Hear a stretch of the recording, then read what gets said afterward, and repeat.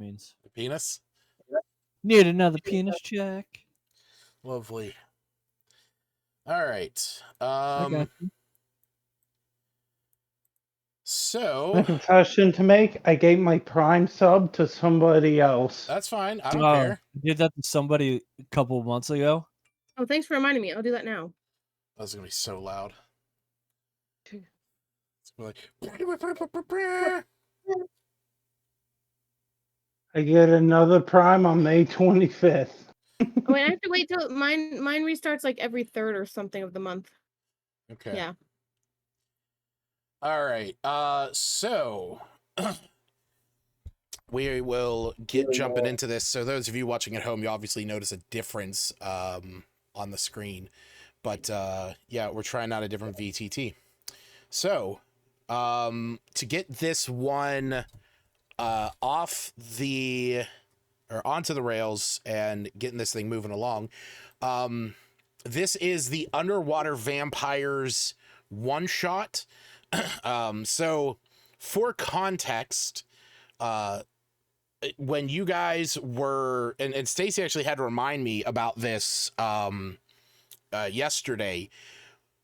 So originally, when Cephas and Albina had gone to speak with Lorik, the new blacksmith in Lylon, Cephas had brought up the idea of getting a new upgraded sword, and one of the ingredients needed in that was pure deep water, water that is only found at extreme depths in the ocean, and that Albina had talked about getting a sword or some kind of weapon that is able to heal her from attacking, essentially vampirism, a vampiric blade. And Lorik explained that she would need vampire blood. Now, that is all fine and everything, but what was found out at the Temple of Restoration when Iluna spoke with Kalu, the diviner clam, she had... No. Huh? I just left. It was me. Oh, it was me? Not Okay. Iluna. So me had brought up the idea about looking for relics of Anurai for Emberlost. And Kalu brought up the fact that there was such a relic that was in the clutches of an enclave of underwater vampires that ride spiders. So this is where our 3 points come together. Prefacing this adventure, the party consisting of Cephas, Groteth, and Hal had returned from their harrowing adventures up in the mountains, claiming a frost giant's belt and freeing the gnome wizard from the icy clutches of said frost giant. When he returned, or when that group returned, Cephas was approached by me and Albina, explaining that the two of them had started looking for some folks to head out to go and find this vampiric enclave in order to claim that blood and the deep water and look for that relic. Me had put together he'd gotten a hold of one of his sailor companions, one of the new ones that he has met in the process of building up the port there in Lylon. One of the members that he was able to procure, what is your character's name? Wendy O'Sales or Coral? It's Coral. It should have refreshed. Okay. For some reason on my Wendy side. was just a placeholder because I didn't have any idea at the time. Okay, yeah, on my side it was still showing Wendy. Ooh. Okay, there it is.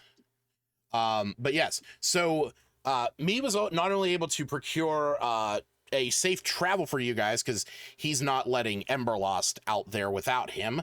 But he also found a Triton, I assume, who is willing to go on this adventure. So, Stacy, why don't you introduce your character? I'm Coral. I'm a Triton Paladin. I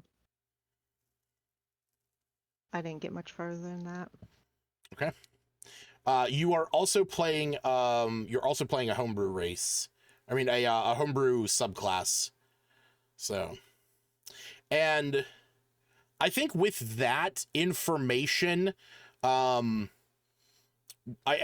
Coral, I'm going to give you the insight for one of the reasons why you might be going down in. I was gonna say maybe I've had experience or know of these vampiric people. I'm gonna say kind that of a little I'm gonna grudge thing.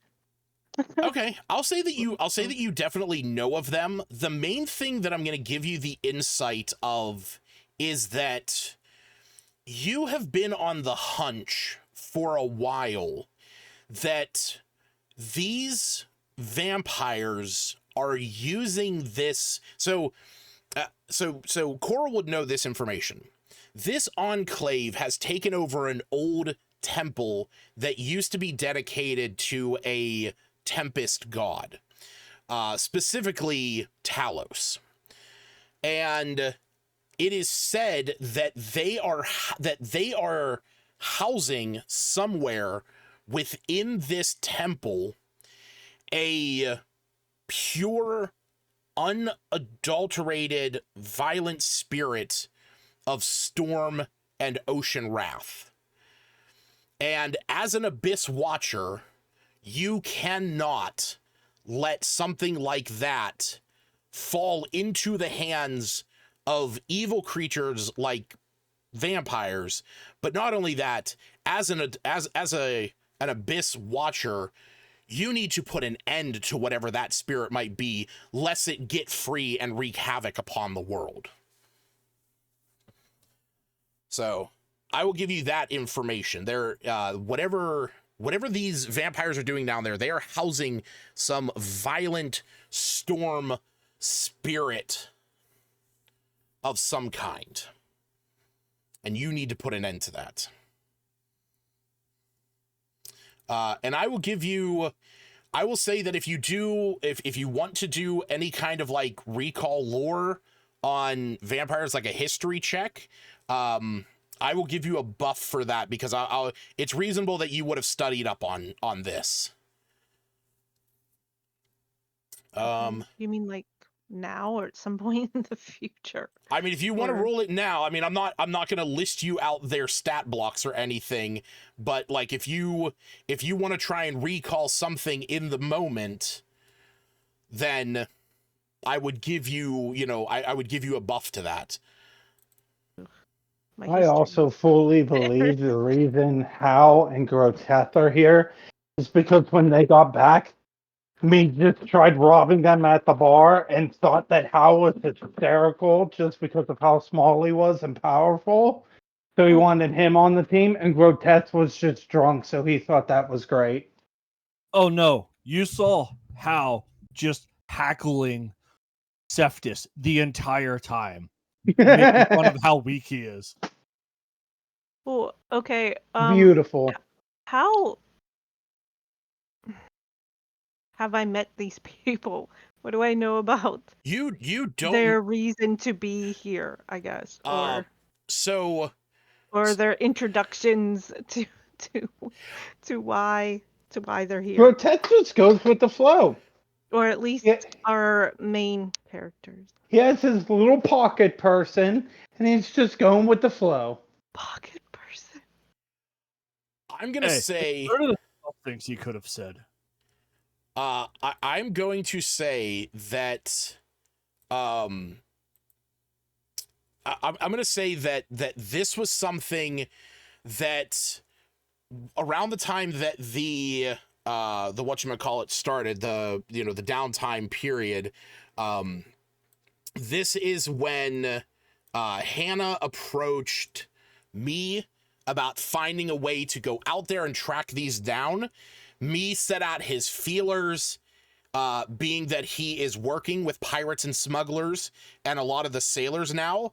That caught the attention of Coral, that somebody was asking about going after these vampires, and you saw this as your opportunity to finally take this on, knowing what might be down there, and going with a group instead of having to track down others that might be, you having to track down people. This is that others are looking for someone, and you see this as the perfect opportunity. Okay. But So I overhear me asking for some people, but he doesn't say why. well, no, I'm guessing. not- I'm wondering, not necessarily upon that. introductions, if anybody would say what they're here for. I wouldn't necessarily say that. I would say me has set out, like, has told people, like, hey, I have somebody that is looking, we heard about these underwater vampires. I have somebody that is looking to get a hold of vampire blood and this deep water that might be down there. Do you know anybody that knows about this? Anybody that has information about this? That send out eventually led to your ears, and then Okay, you were those are the sent to me. specifics I was looking for: the vampire blood and the water, Yeah. rather than if it's just we know about these vampires and we're not going. That I have no idea what they're looking for. So That's what I was going with the history check. If I would know how to capture a vampire or help, or how to not destroy them so you could get their blood, or the best way to get this deep water, or anything like that. well, deep water is normally kept at extreme depths and is a naturally occurring resource that is usually found in underwater pools. Like, there's literally underwater oceans and lakes Okay. of heavier water. It's a real life thing. It's like there is heavier water deep within the ocean that will actually kill you if you get into it. So that would be super common knowledge to somebody, especially who lives by the water. I'm gonna say somebody who is a somebody who's an oath watcher or somebody who's an abyss watcher knows this. I'm just trying to not metagame. What do I know versus what I've been told. But well, your mic is cutting out. Oh. There we go. Now Smith's character is showing the proper. Am I disconnecting? I hear you. Okay. So Stacy cut out for everyone else. Yeah. Is she cut out. frozen? Okay. No, I'm I'm frozen. Your screen is frozen. Yeah. And your mic is like making robotic-y chirpy noises. And it's showing that Cephas is trying to talk, but nothing's coming through. So that's I'm our here. connection. I just got the There you go. aircon on. Yeah, you were showing green at the whole time.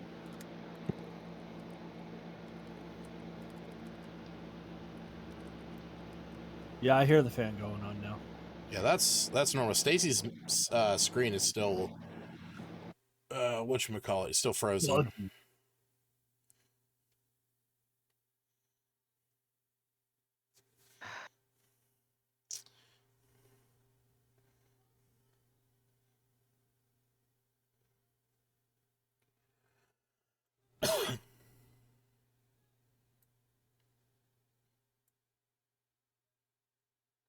All right, there you go. Now you're back to normal.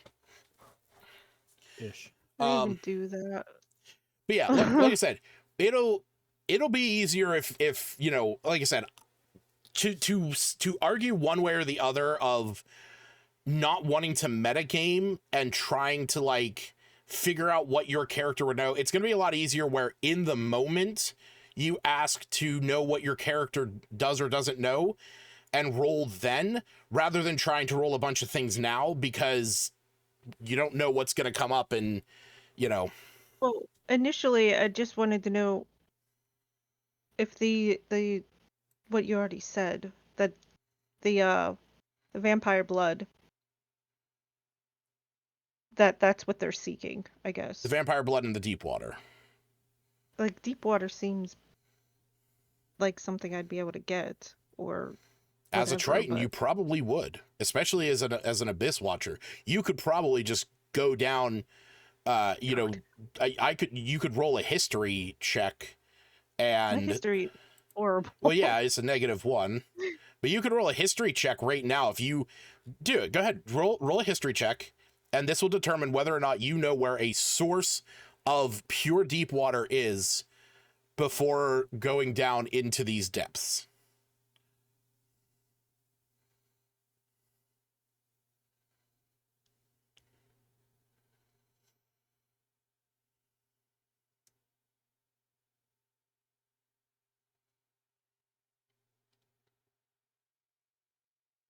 Wow, that was slow. Very slow. That was so. Okay, so I'm going to say that you are aware that there are locations where pure deep water would exist, but you do not know where there are any in like a few days travel, like a few days sailing. So if you do not find this down there, you know, you would reasonably be able to get it to Cephas if, you know, you made that kind of an agreement within a couple days. But you know that there's none within like a couple days travel. Okay, I will let them know.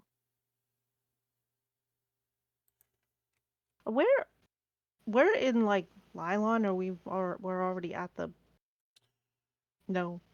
at the location. At this point, you guys are already at the location. I just have you there.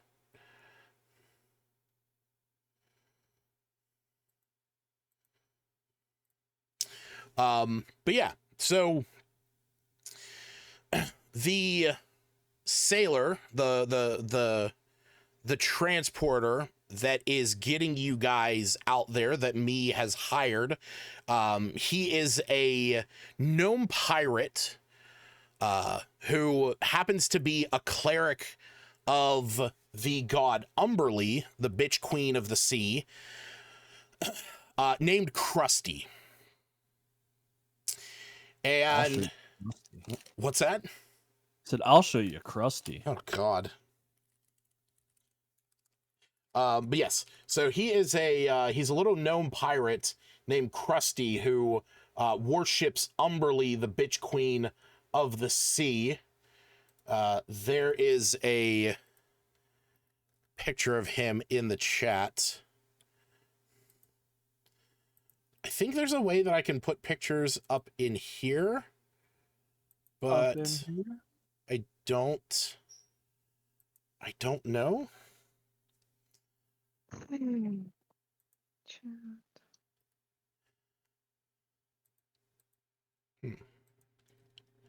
Thought there was.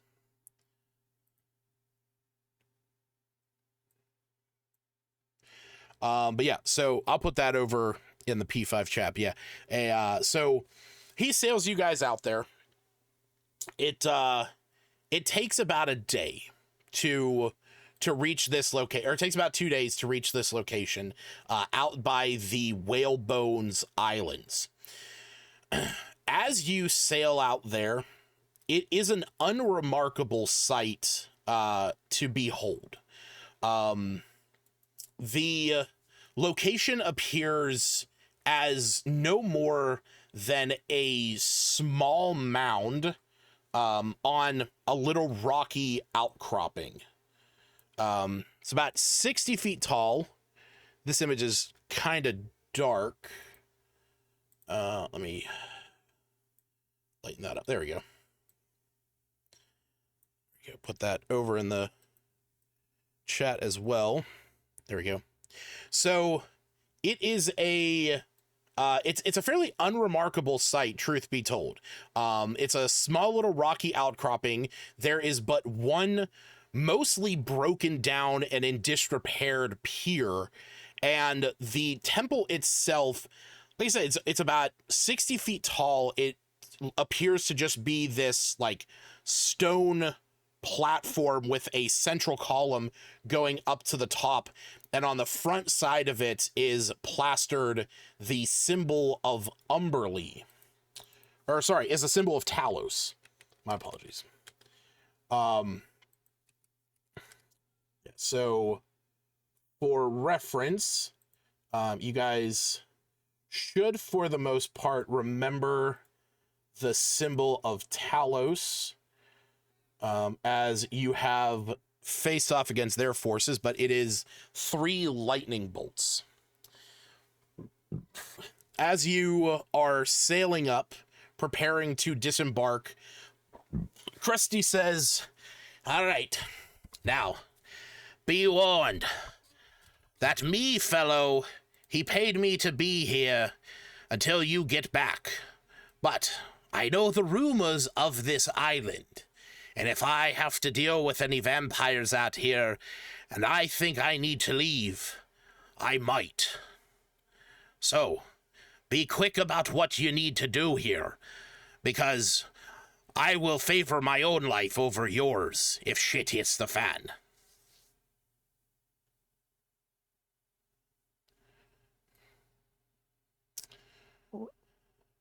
Thank you for bringing us here. Mm-hmm. I can understand your stance. You see that he's starting to prepare his cannons. He goes over to a chest, opens it up, and you see that he has a litany of weapons in here, muskets and pistols, crossbows, and what have you, as he's starting to load each one of them on a small little revolving stand so that he can be prepared. And as you guys disembark, you kind of hear him mutter under his breath, "Crazy bastards. Probably gonna die in there." I'm used to that. All right, so as you approach this, as you approach this large building, the size of it is at least the more grandiose display. But for the most part, on the as you enter through the large opening, the main thing that you all see here in the center is a massive pit. The pit itself goes down, but you can see that covering this opening in front of you is a slew of spider webs.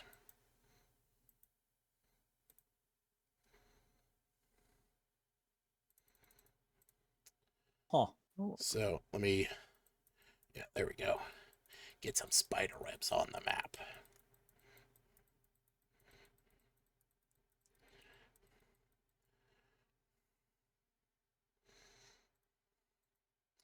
So yeah, that is where we're starting. The other feature that you notice in this room is that there is a staircase off to the right that goes up. Oops, I keep trying to move the map, but I do. I'd like to check and see if there's any Yep. creatures around. Sure. Spiders, particularly. Sure. Go ahead and roll me a perception check as you start to move about the room. So that's a pit, you said? Yes, that is a pit. You actually cannot see down to the bottom of it. So that is how deep it is. Can I?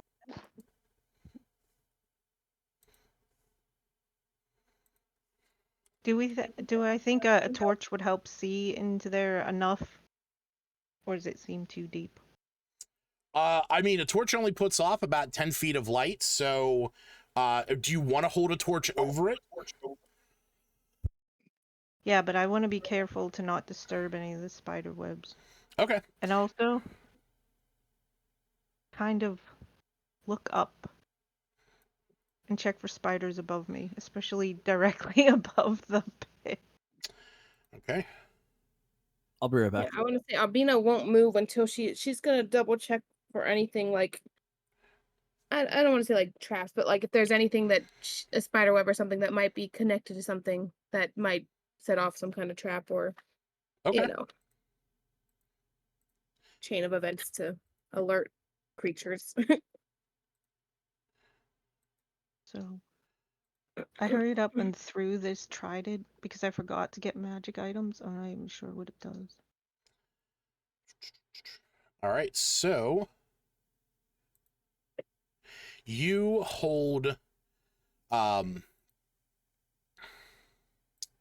Yeah. So you hold this light over the. Oh, here we go. I think that's how to do this. Controls water. Or tsunami.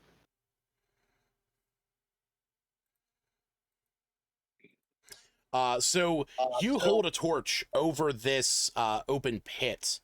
As the light gleams down in about 20 feet, you cannot see the bottom.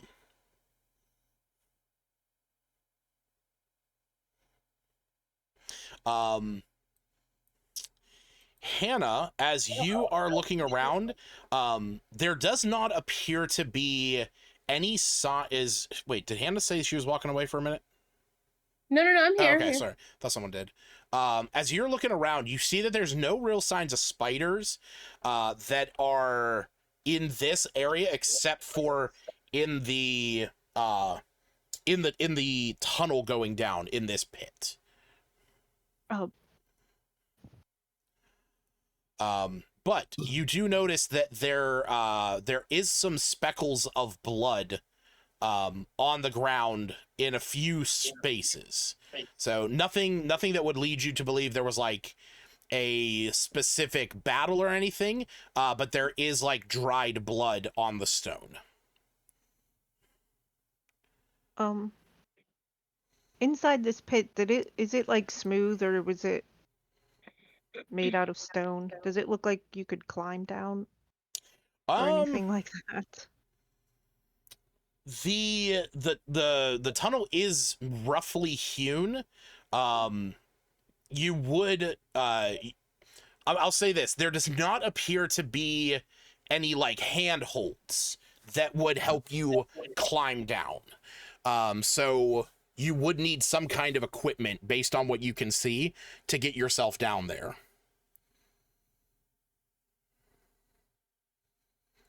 Coral, roll me a perception check. While Albina and Coral checking this out, what are the four of you doing? Making fun of Septis. Septis just walked away annoyed. He wants to check out upstairs, see if there's anything going on upstairs. Ooh, okay. Grotesque will follow Seftis as he knows Seftis more than the other two. All right. I imagine Hal following Seftis. Yep. And Smith, what are you doing?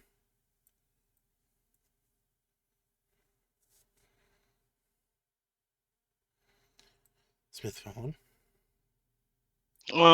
Because I'll just hang tight and kind of keep an eye on things.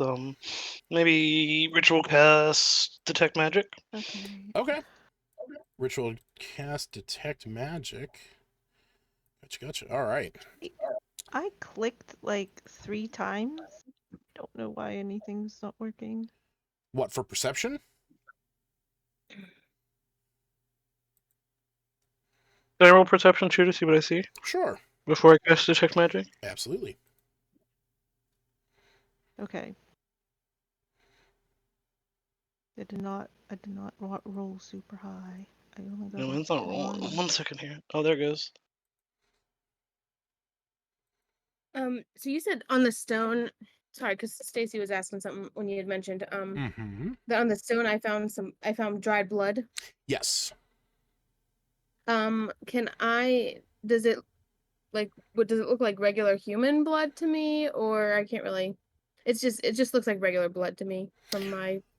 Yeah, I mean it's Wait, you wouldn't be able to discern whether or not this was like animal blood, human blood, blood from anything else. So Gotcha. yeah. Well, I'm just gonna back away. Okay. And be like, okay, not get too close to that.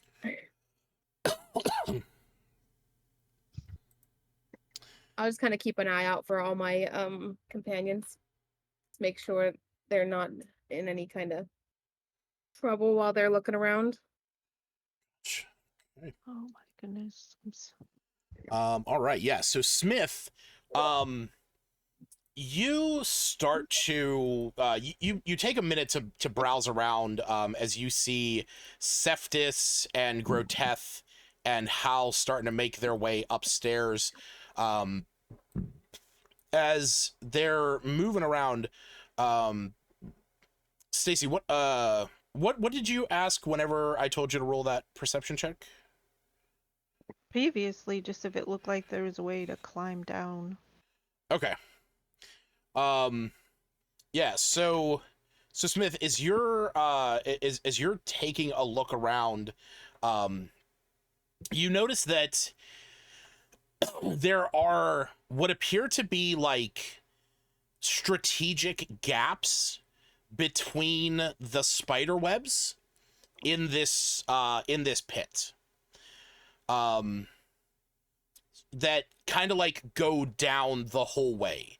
It almost appears as if these it would allow like a small creature to move vertically up through there unabated, so long as they knew exactly where it was.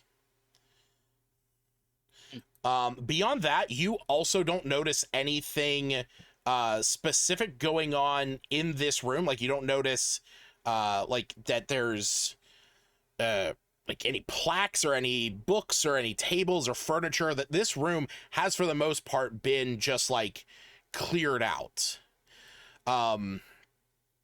And then we will say that you once you discern that, what's Actually, can I? Are any rocks around?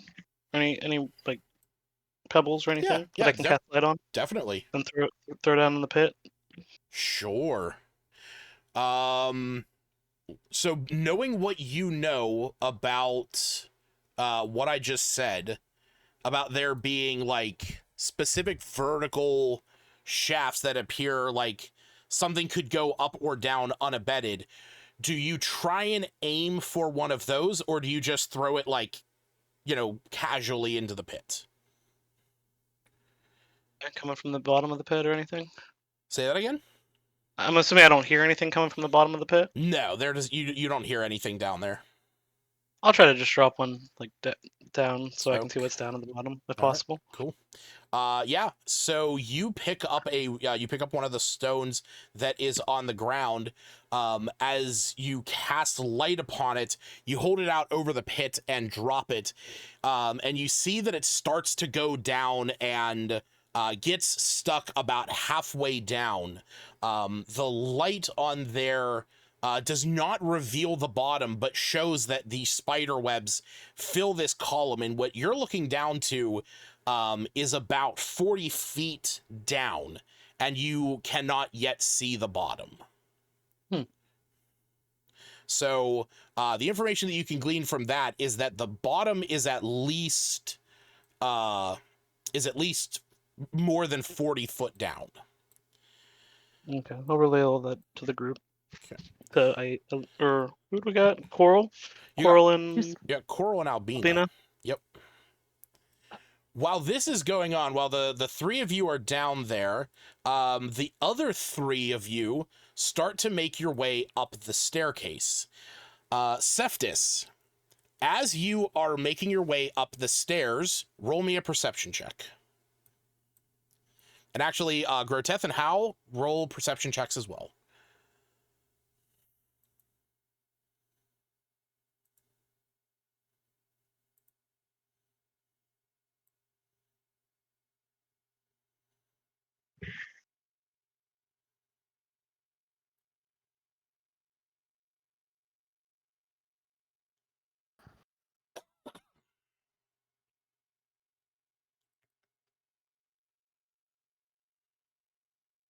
All right.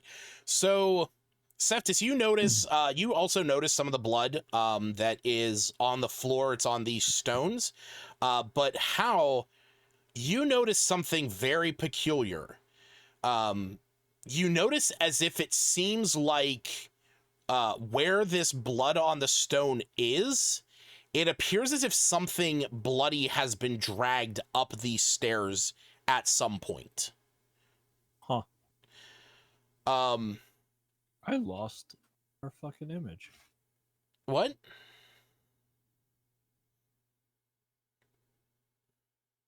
What are you talking about? I don't see anything. Oh, you might. Like, You might need to move your screen over to the right a little bit.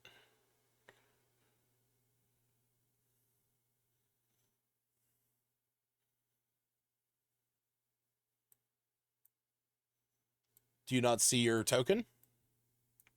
I think it would help if I zoomed out and not in. Oh yeah, probably. There we go. Okay. All right.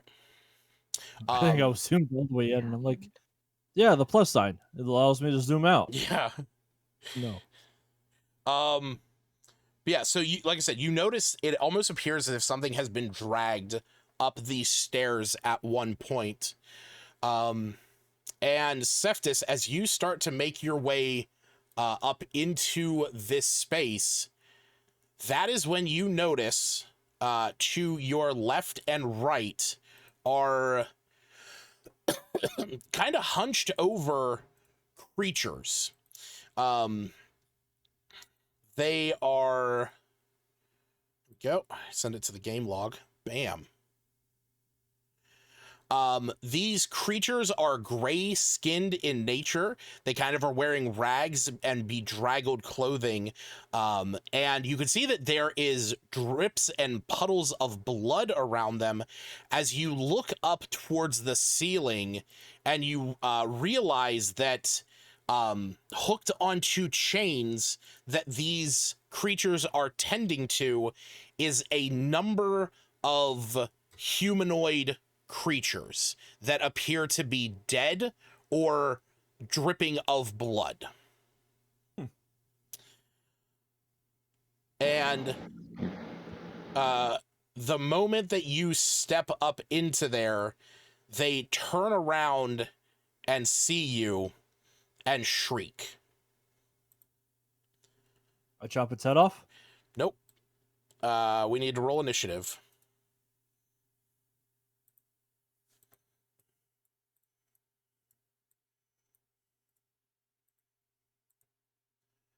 No, I can't see any of this, right? You were saying to him that only on that side. Correct. Yes, he is one level above you, but Okay. I will say that from the staircase, Smith, Coral, and Albina, and even Groteth and Hal, since you guys aren't fully yet up in that space, you hear this, and it's much louder and it's much higher pitched, almost like an ear-piercing screech. We all roll initiative. Everyone is going to roll initiative. Yep. So I was about to click. Wow, There it is. higher than I wanted.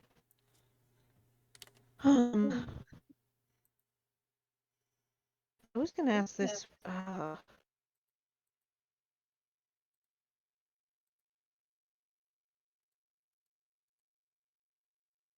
But the divine sense, if I did it outside of combat, it only lasts for 6 seconds then for one Yeah, turn. it's basically like a It's very short. It's basically like a ping. You use this, it detects within 60 feet celestial fiends or undead, and that's it. I had something that was longer lasting, but it might be a spell.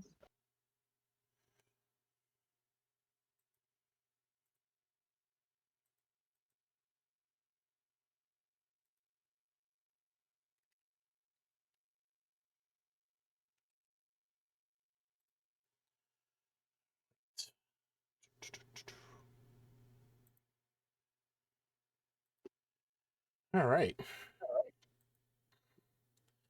So, No, and then. no, and then. No. And then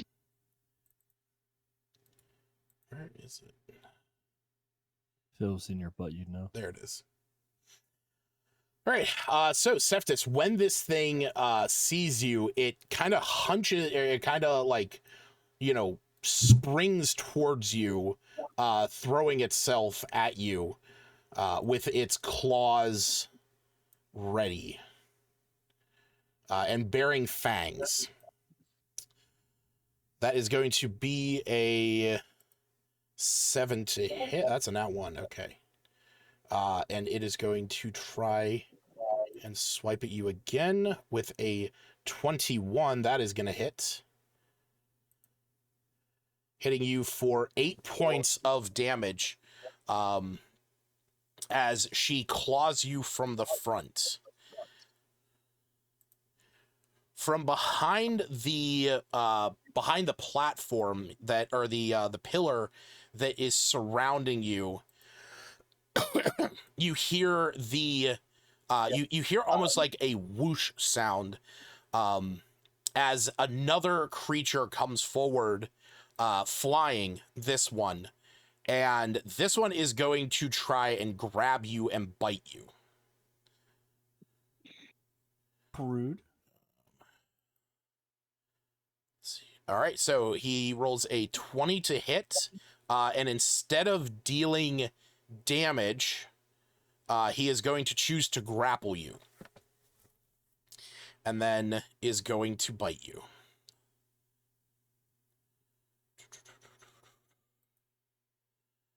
Oh, and that's a nat 20.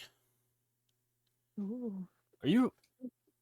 Do your rolls show up for I us? don't know how to roll to all of you, except to go in and change it every single time. Gotcha. Yeah. I just believe wonder me. how- Yeah, like this, I can do this. Let's see, that even rolled just to myself. I tried rolling it to everyone. All right, so Cephas, with that, you are going to take 15 points of piercing damage. And then you are going to take, in addition to that, 23 points of necrotic. And I need you to make a charisma saving throw.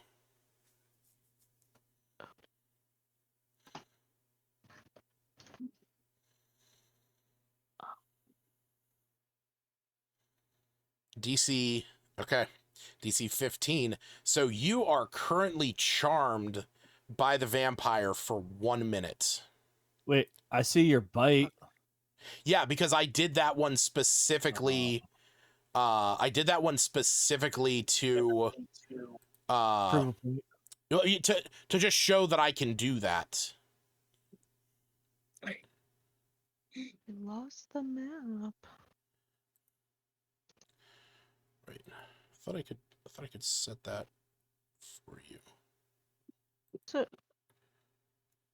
do we not get to see initiative order? If you hit combat, you should be. Yeah, able click combat underneath Oh. select. That'll show you the initiative tracker. Because I usually pay attention to see how many things before me to have some idea when turn's coming. I'll say me's Oh, not in this I'm fight. next. Ha. Crap. Why is that not switching on charmed for you? Steve, is it giving you the option in the game log to turn on charmed? Don't know. Hang on.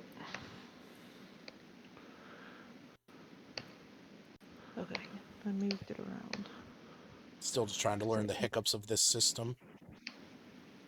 I don't know. I can't right click on anything now. Oh.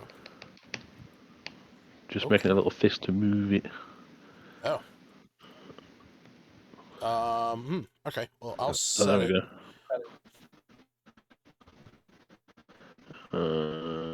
Charmed.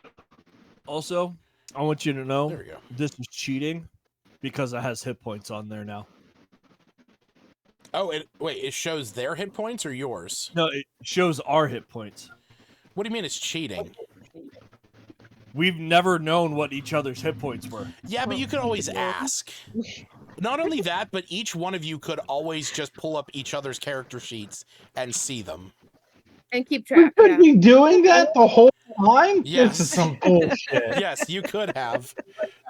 You could peek at each other. Yeah, I look at Smith's I all the time to feel see what spells he Like has. Yeah. my privacy has been invaded. Albina does not like this. Okay, here's the thing. If you wanna be that guy, you can right click your character, you can click your token, go to token options and turn the button that says hide player HPAC. Oh, no. That would I mean, turn with my main, that with my would main turn that crew, off. I'm okay with it. But I don't know these new people, you know. Yeah. I don't know you people. That would turn that off, but I will just turn it right back on because that makes my life easier. Oh yeah, that's true. All right, so Coral, you are the first to act. You hear this loud shriek come from above you as you are peering down into this pit. You watched as Smith threw a glowing rock down into it, and it stopped about 30 feet down, or about 40 feet down, and you still cannot see the bottom. And the moment that you hear that, it kind of snaps you back up to where you are. Yeah, I guess I need to run in the direction of that horrible noise. All right. Oh, Bye, guys. shit. I put you guys on the wrong staircase. Oops. Us or them? You guys. You're supposed to be over there. Oh well. Wouldn't have made a difference.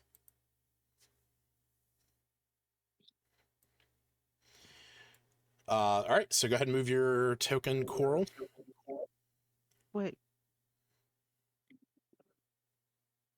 I don't know what's it doing. What is it doing? Well, how do I... Oh. I don't know how many feet I moved. It should as you move. Oh, you know what? Hold on. Sorry. Everyone, real quick. Go to... Wait, don't move your character yet. Don't move. In the top right of your screen, click the gear. Gear.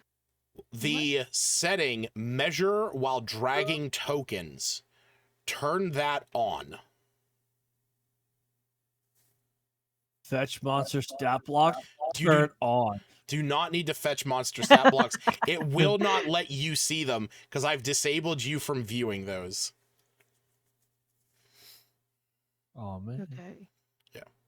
Also, if I you're really asked about that a while back. also if you're especially that first one. if it is kind of slow on your side, I personally turned on disable DDB dice where possible.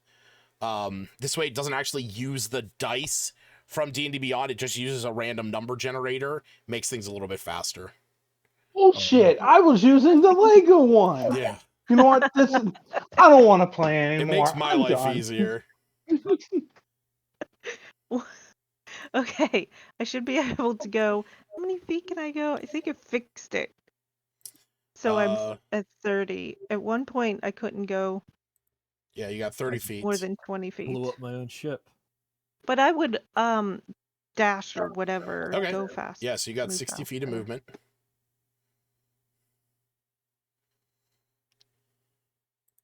So what? I can't see. Well, I will say that would be able to get you up to... Or am I moving too far? I'm going to say that's going to get you up to that point of the staircase. Okay, I don't know it. Nope, nope. I'm moving you over to the other side of the map. Where am I? You're to off. The right. You're slightly to the right. You're on the second level map. Oh, I see. I came up the stair. I'm right behind. Groteth. I ran past Hauser and yeah. And you can see So I'm up here. And you can see in front of in front of Cephas is two vampires. One of them is currently grappling him. This one. But Doesn't dash take up my whole action? It does, because you're not a Okay. rogue or a monk. But I have a bonus action of Abyssal Strike. What does that do? That is the Is next that time you next- hit a creature.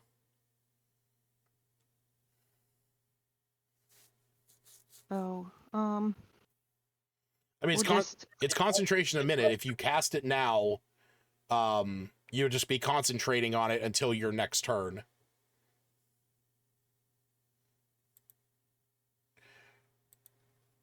concentration. What? Wait, Oh. why did you take Blessing of the Huh? Morning Lord? It made sense when I was scrolling That's through not a stuff. feat. No, that's not a feat that you. Okay, I should have looked at that before. That's not a feat that you are eligible to take. That's a blessing from a very specific thing. That's not a feat. Especially that powered up version of it. Yeah, I'm not gonna be pissy about it right now, but in the future, don't take that feat. It's not a feat. That was from the Rhyme campaign. Okay. That'd be like Yeah. that'd be like taking the Blessing of Semuana or the Blessing of Eludiu. Those are very specific things that are not real feats. Okay. I mostly wanted the temporary HP. I'm well aware Inspiring Leader would have also been a good option there and would have been what I would have recommended to you. That's why I think, Morning Lord's Wrath is overpowered. Lucas, that's why I think, like, when you make your own feats, be like, I didn't Like think anybody Mark, would ever take which it. campaign it's specific to. I didn't think anybody would ever take it, so it is what it is. mistakes were made. Yeah. It's all good. Lessons were learned. Like I said, never thought anyone would take it. So do you do anything as a bonus action?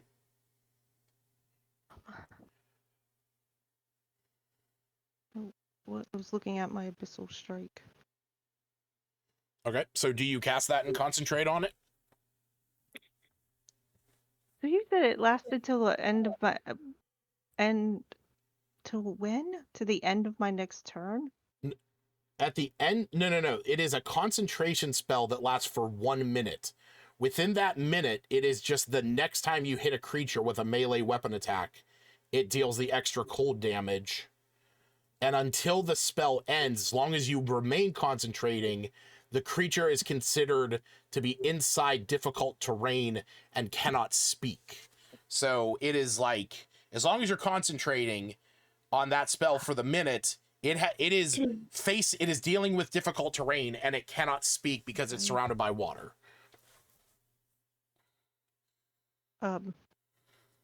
It doesn't look like there's a spellcaster, so I probably wouldn't. That's who I'd put it on. So just wait. Okay. All right. Up next is Cephas. You are currently charmed. What does that mean anyway? Yeah. As in- So, why is your character sheet acting all funky? There we go. Yeah. So what that means is that while charmed in this way, the player is infatuated with the vampire. So you see this vampire as the most alluring, attractive, most desirable creature, as it is like holding on to you and has bit down into you. Go for a cheeky feel. Okay. He kind of looks at you and he says, do be Jesus Christ, be a dear and be a dear and rid our chambers of this filth. As he looks over at Groteth and Wait a minute. Can we back up? Hauser. What blood is he draining from a He metallic has arcane sentinel? blood. I think Yeah, this has come okay, up a couple sure. of times. He got a metal pee-pee, okay? Yeah, he's not like spitting out oil or anything like that. No. Clearly not.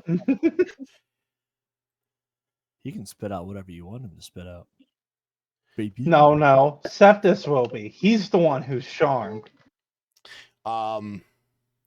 So yeah, so he is he is telling you to do this. Now you are infatuated with him, so that does not necessarily mean that you have to do this, but you cannot attack him, nor can you attack you cannot target him with any kind of like harmful effects. And so on the vampire's next turn, he is going to try and coerce you. But yeah, for right now, the most that you could do would be to like try and break free of that if you want to attempt to do that. I will try and do that, yeah. All right, go ahead and roll me another charisma saving throw.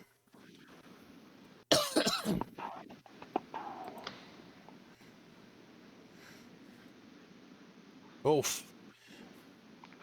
Okay. But hey, just remember, you get inspiration now. Inspired. I do. He was already inspired. Hey, Seth. Now I'm even more inspired. I could He use some. failed intentionally.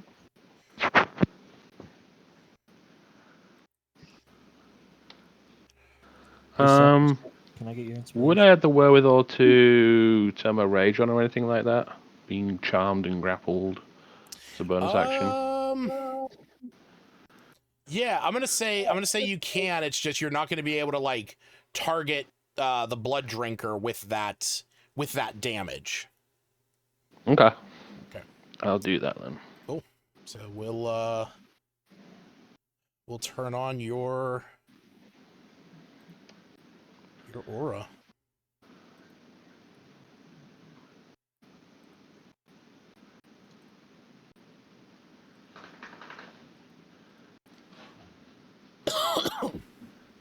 Ooh. I tried to find as close to like volcanic look as possible. I'm gonna go with that orange for now. All right. So up next is going to be Hauser. First off, hey, Seftus, can I get your inspiration? Why does he have inspiration from before? I didn't, it thought was just that- turned on. So Yeah, that's what I thought. yeah. Okay. Yeah. Oh, So you have it now. I have it now, yes. From the one. From the one. Unless Lucas was to let me be super inspired at the start of this campaign. Super inspired. Originally, you said you had it, but I don't think you should have. Oh yeah, No, yeah, I yeah. think it's from no, the last game, yeah. Yeah. You still had it. I was letting you leave it on there for the time being, just to show that what the symbol would reflect. But yeah, you would have lost that as the as going from adventure to adventure and day to day. So yes, okay. He currently does have his advantage or his inspiration. So it is now he has inspiration. So it is your turn, Hauser. well, damn.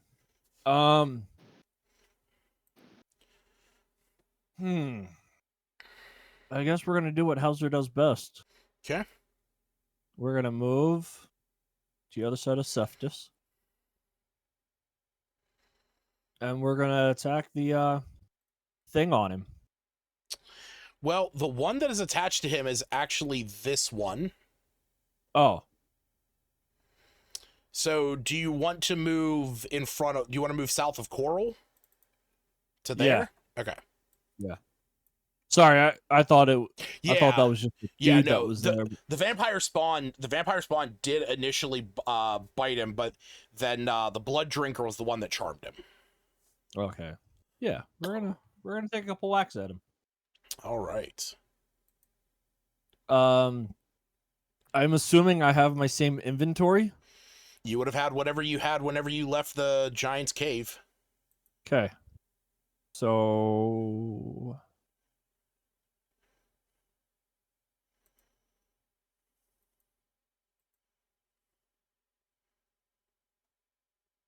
I only picked up one new weapon, correct? I think so. I think you picked up the vicious great axe. Okay. Yeah, we're gonna swap out my great sword of life stealing. No.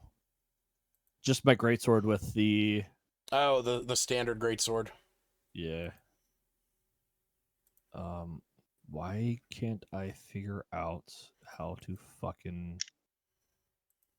So, no, yeah. What are you trying to figure out? Trying to get the vicious great Oh. axe into my equipment. As an offhand, So, yeah. go click the item, go to customize, and click the button that says dual wield.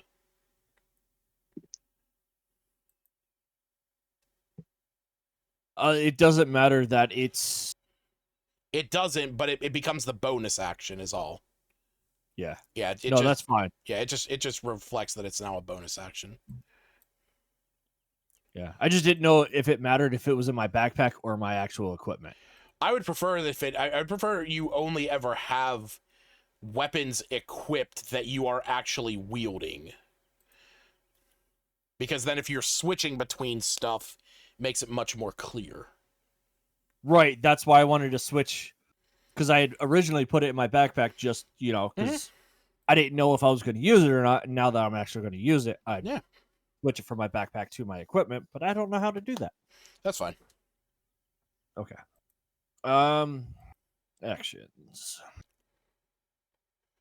So 3 attacks with the life stealer. 1. For 2. reference, when you go under inventory and you click an item, you get 3 options at the very bottom: unequipped, move, and delete. Move is where you can move stuff to equipment or from a backpack. Gotcha. Okay. So, I'm like, I know there's a way to do it, but I don't remember how. yep. All right, so attacking that one, those are all 3 hits. Go ahead and roll the damage. All right.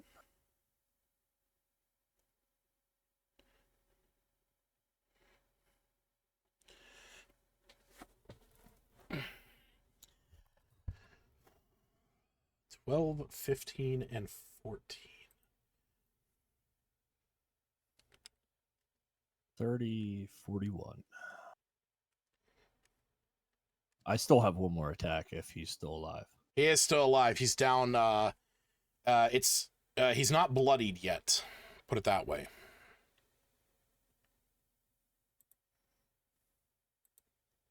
Soft 19 hit. It does.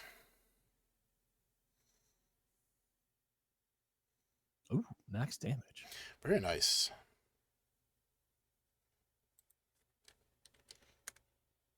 All right. He is bloodied. I guess this doesn't reflect bloodied on here because that's not technically a condition in 5e. Oop, didn't mean to click that. There we go.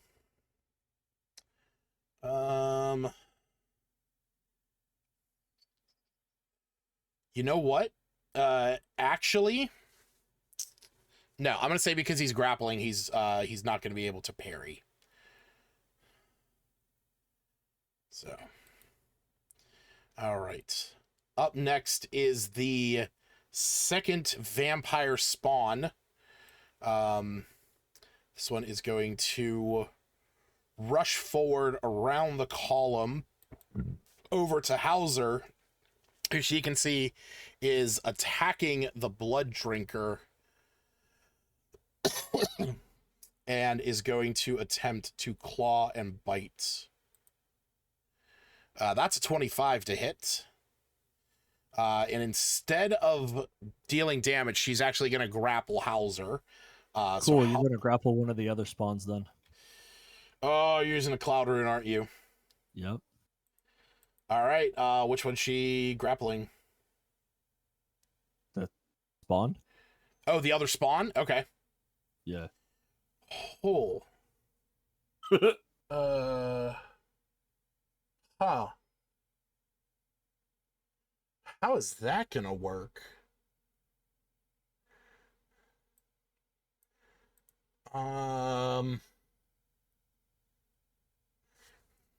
Once for short rest,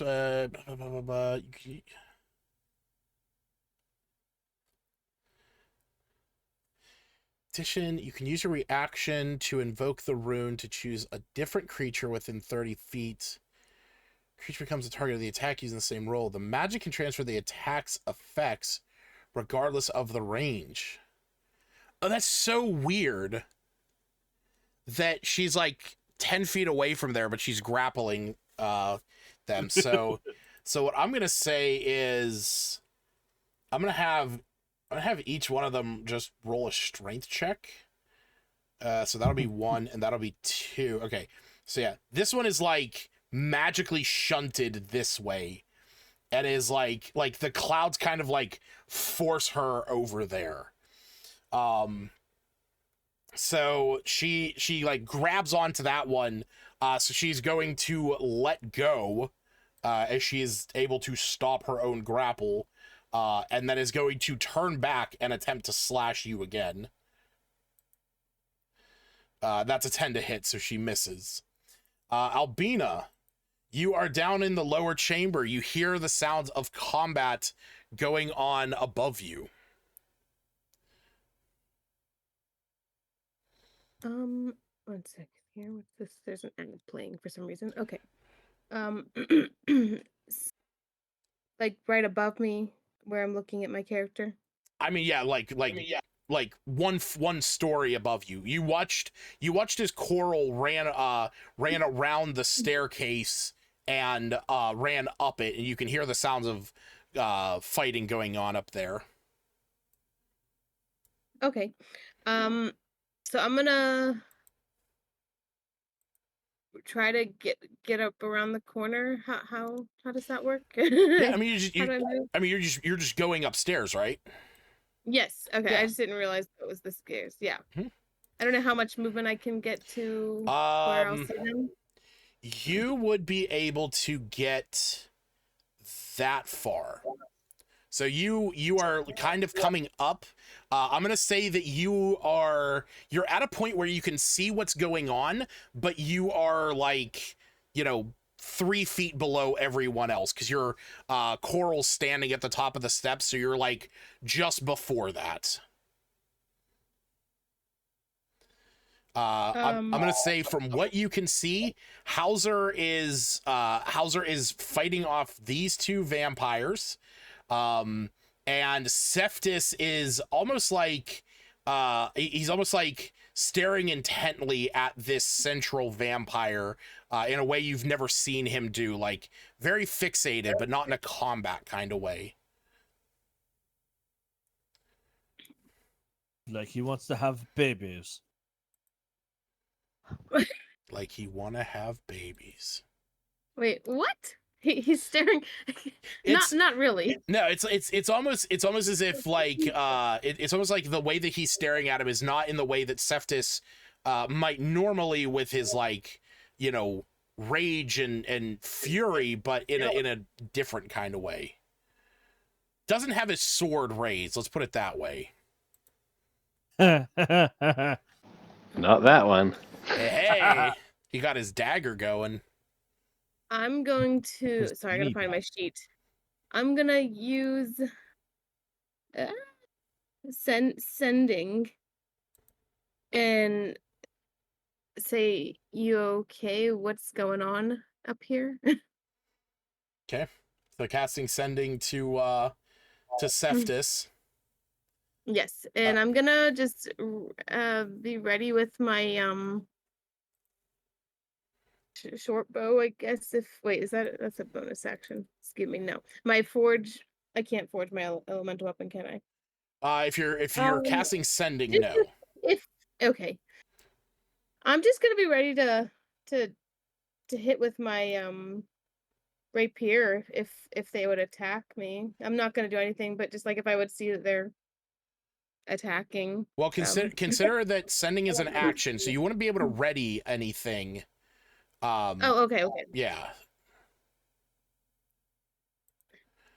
Then I'm just gonna wait for his response. Okay, so yeah, you Cephas, you hear Albina's voice in your head. She said, "What's going on?"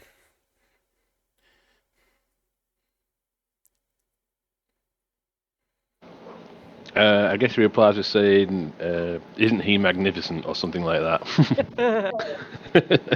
Wait, what did he say? Isn't he magnificent? Referring to the vampire in the center of the room. Does he have heart eye emojis? Yes. I want to believe that he does so much. I should turn my aura pink. Yeah. Pink for love. You would be so pissed You know because what- he's been trying to change the flame to green, and right now Vampire made it pink. Yeah. Nobody tell you this.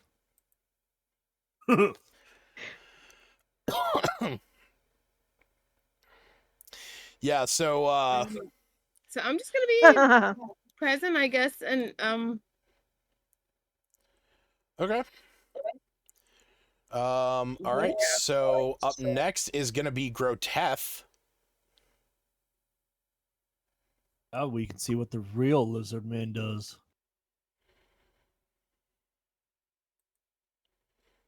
Jared. So it's my turn now. It is. See you, Signori. I guess I'll try beating the shit out of the one that's chowing down on Septus. All right. Well, okay. First things first. I'm gonna try Primal Savagery. Okay. So let's see if that hits. Hold on. Where's my wolf? Oh my goodness. Oh my god, that's right. You do. That is right. I'm like, mother. I just realized I have a wolf. Sure. He's still sleeping on the boat. He'll realize it in a little bit. I rolled a nat one. You did roll in that one. You got some inspiration though. The winter wolf. Hell yeah. A little hot out here on the ocean. He's taking a nap. The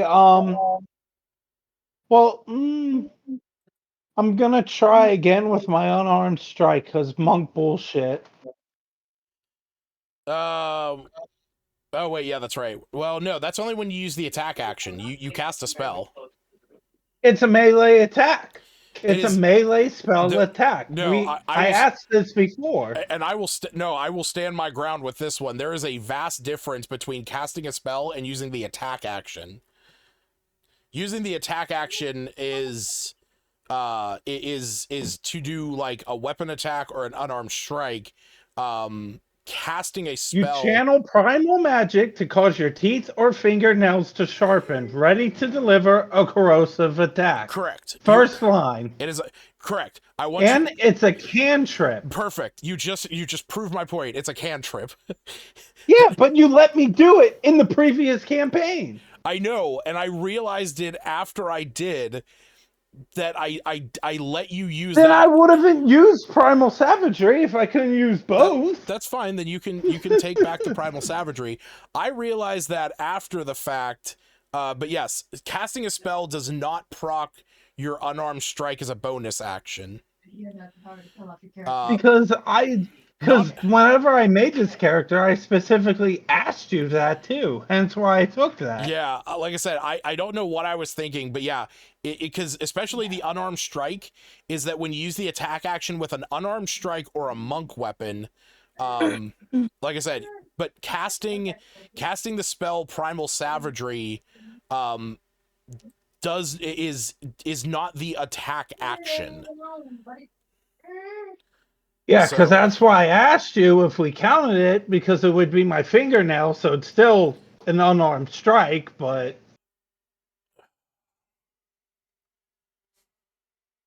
I'm just using everything I explained the first time and you agreed upon. Because it's my fingernails grow and drip corrosive energy. The cantrip causes that to happen. Then it's a melee spell attack because it's literally my fingernails are now grown and I'm attacking with my hand. All right. You know what? Regardless, it's fine. I'll accept it. And I'm going to use my bonus action for Healing Spirit. Okay. Yeah. Where is it here? Here it is. I'll have to pull it up where it is. But yeah, we can discuss it more after the session.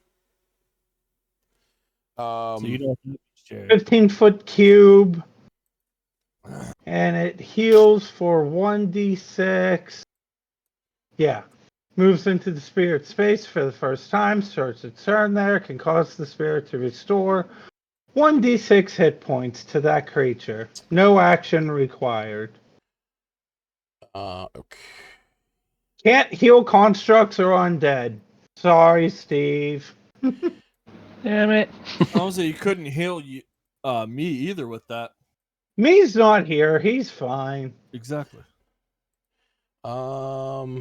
Here we use this nebula. I'll show you my nebula. You can go ahead and not.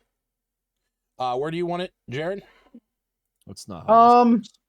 Put it right about. I don't know if you can see my square. You can double tap it. Right about there. Cool. Oh. All right. And then there's a 15-foot cube around it. Because it's 15 feet from the spirit that can heal. Right. For healing spirit? Yeah. It says 15-foot cube. Where does it say 15-foot cube? Hold In on. the letters. Was it not healing spirit I did? Yeah, it was. Right here. Until... Oh, 5-foot cube. Sorry. Oh, I was about My to bad. say. Whew. I say you scared the shit out of me. I was like, wait, what am I not knowing here? My bad. It's all good. Shit, OP as hell. Actually, you know what? We'll Listen, as I said, my face is very small. yeah, nah, that's all good. All right. Smith. It is Nothing? your turn. Do I have enough movement to get upstairs and see what's going on? You have 30. I'm gonna say that you would have enough to be like right behind Albina. I'm gonna say that you would have line of sight with Vampire Spawn 2, but with where Hauser is standing and where the Blood Drinker Vampire is, you would not be able to target the Blood Drinker or the first Vampire Spawn, but you can just barely see the second Vampire Spawn. And I'm assuming these guys look hostile, right? Oh, yes. These guys. Okay.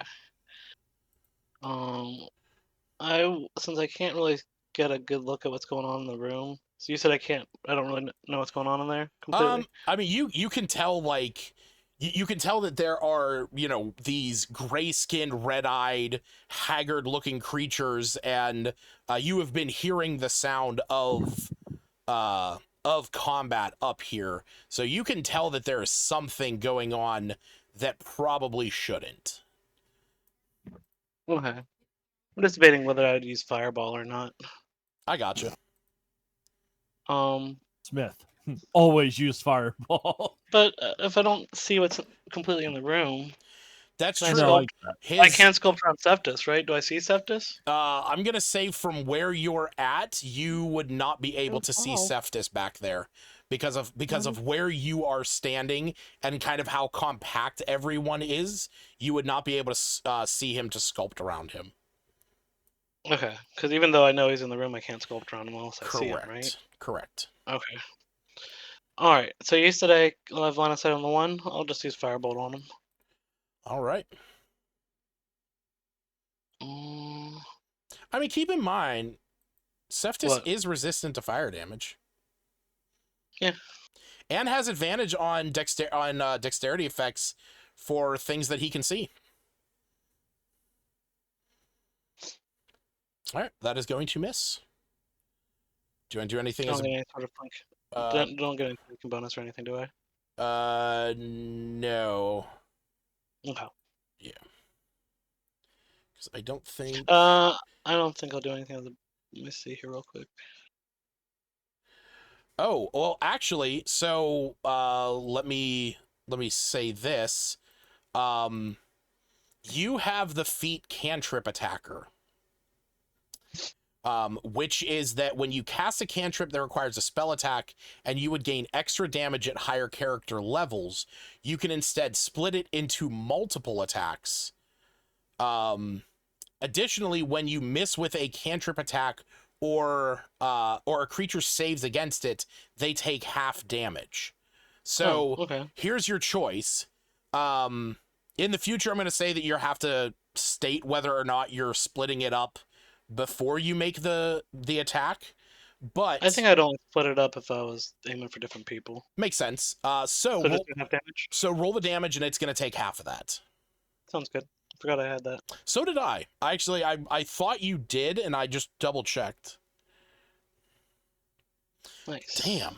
All right. Boys. All right. So from below from the staircase, a puff of fire shoots up, and as it does, it kind of hits off the wall next to this vampire, and you see that it kind of like splashes the flame onto the vampire spawn. All right, we are back to the top of the order. It is now the first spawn's turn, who is going to shift over and... Is that a clamp? Huh? What is the thing underneath of me in the other spawn? That's my healing spirit. That's the healing healing You can spirit. step in and get healed. Gotcha. That's I'm like, what the fuck is that? The previous campaign, it was a walrus. Ugh.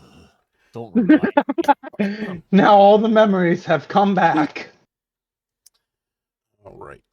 Lucas, what have you done? I haven't done anything. Bullshit. You made it a walrus. Sorry. All right, so that is a 17 to hit Cephas. That is going to miss. And did you make that pop up on purpose? I did. I'm like actively doing it. Okay. Yeah. So I don't have a way to like make it always do that. So that is kind of like the shitty thing. Downside. As far as I know, I'm going to have to talk to the people over in the Discord and see if that's a thing. Oh, well. But yeah, both of those are going to miss. So Coral, yeah, so you watched as Cephas has become enamored with this vampire in the center. Howl let loose on the thing, slashing it, causing blood to drip everywhere. Albina and the knight and the wizard have moved up behind you, and the wizard casting a little puff of fire at the one vampire, and it is now your turn.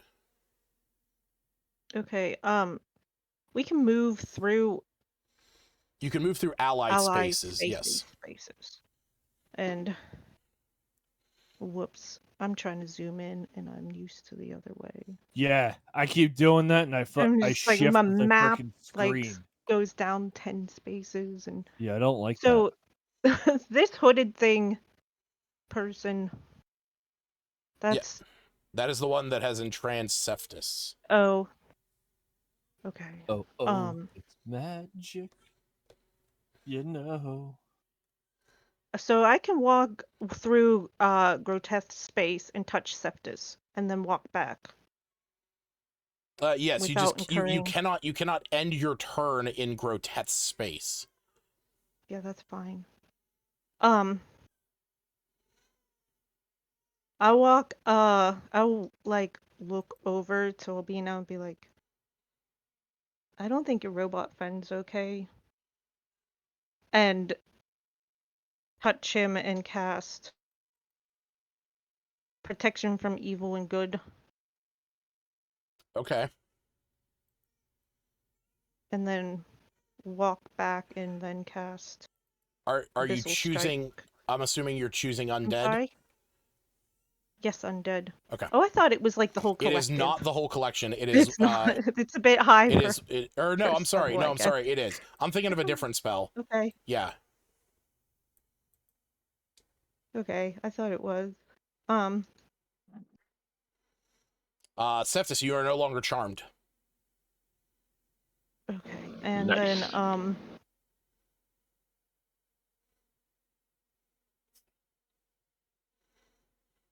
yeah, Abyssal Strike is for my next my next. I guess. Yeah, Wait, so since you cast protection Wait, with, I can't do two. It's You does cannot- that count as a bonus action? so even though it's a bonus action, it is a leveled spell. You would not be able to Okay. cast Abyssal Strike That's this fine. turn.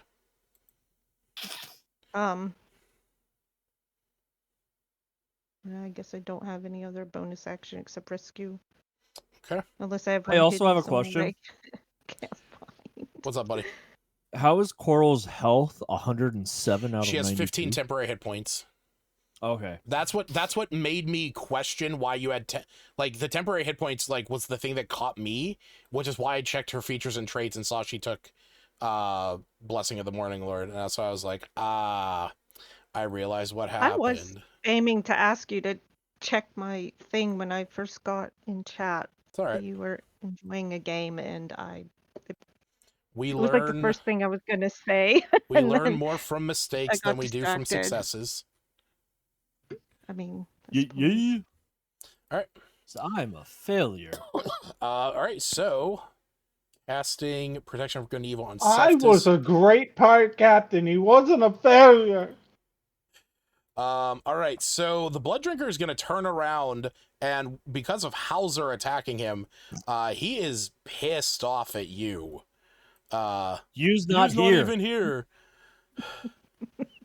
I'm gonna make a shirt that just says that.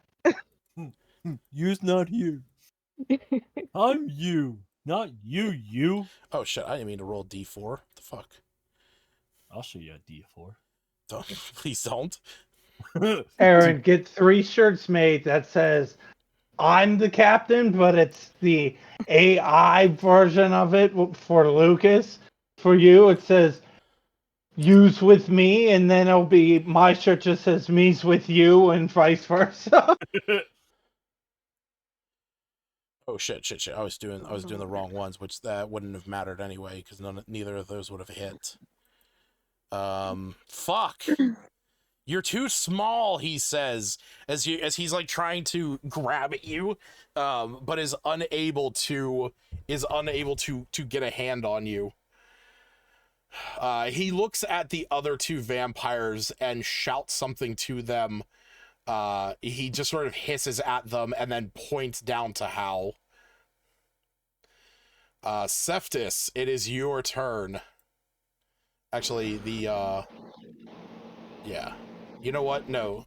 Before he does that, the Blood Drinker is going to move over here, which is going to proc an opportunity attack from Septis, Groteth, and Coral if you want. Yep.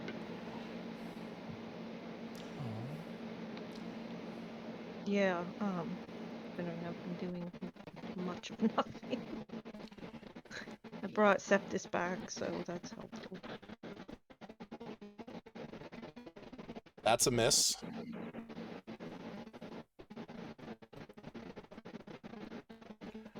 Oh wait, that's while he's passing. So this is the trident's a thrown weapon. How do I have to like just get it back every time I throw it? It has the thrown property, but it is also it also can just be used as an attack. Okay, so when he's passing, I can use my trident Yes. with a +8. Okay, that's what I was hoping when I was looking. Oh my! Wait, I thought that was a nope. That's a 17. But Okay, I'm going to like a 2 for a second. Yeah, no, it's a 9 + 8. But I'm going to use my reaction for him to parry, which is going to increase his AC by 3. So that is going to cause that attack to miss. Hey, Jared. But Wait, do I get You this? get an opportunity attack. oh yeah, I do. So I guess I'll roll that unarmed strike. There you go. Something, it was supposed to. Oh wait, So is it I for that missed. just one attack, or is it for the all three of these attacks? What, the parry? Yeah. It is a +3 against one melee attack that would hit it. So I Groot. got an 18 to hit. Okay, that hits. Woo! Oh yeah, there's what it was. Improved divine 5 smite. damage. Okay. You But that's got only it. after I hit. I'm sorry, what? Well, it says improved divine smite. Whenever you hit with a melee weapon attack, but I didn't hit. Right, yeah, it's I was just thinking I had something that improved my +8, but it's after I hit. all right. So Groot hits it. Cephas, it is your turn. I'll just go for the one right next to me. Cool.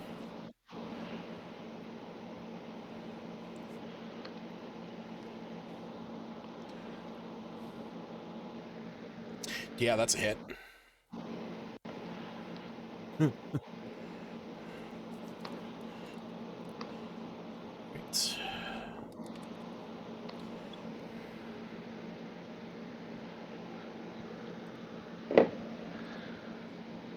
And second attack. Okay. Yeah, that definitely hits as well.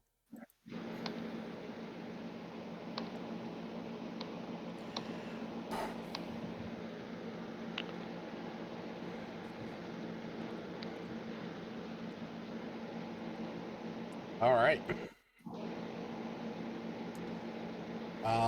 Anything else? I guess not. Okay. Yeah, should be good. Oh, did that guy take radiant damage when he was in my aura?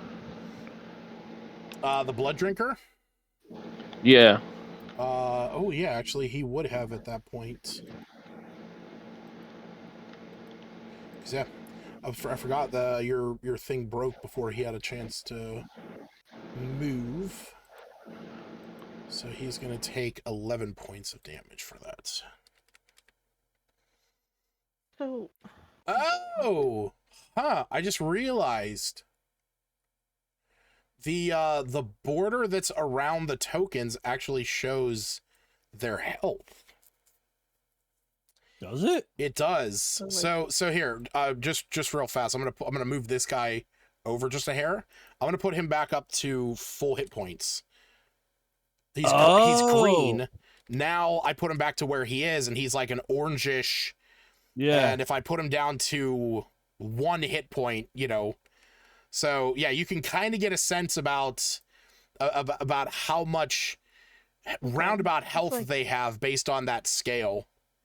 It's better than when it's bloody, because we go from knowing nothing to bloodied instead of like. I know for a fact that happens when they die. So just a big X. It's not it's not as artful as the pile of bones that appears in E+. Yeah. I missed the ball. Yeah. All right. Still, Cephas hasn't taken his turn yet. Yes, he did. He attacked the spawn. Oh, did he? Mm-hmm. Yeah. Oh, yeah. Okay. Yeah, that's actually how I recognized that that was happening, because I saw the color of that outline was now different than everybody's. Interesting. So yeah, Hauser, it's your turn. You can see that this one, yeah, he's not doing too well. You mean my buddy? Yeah. Okay.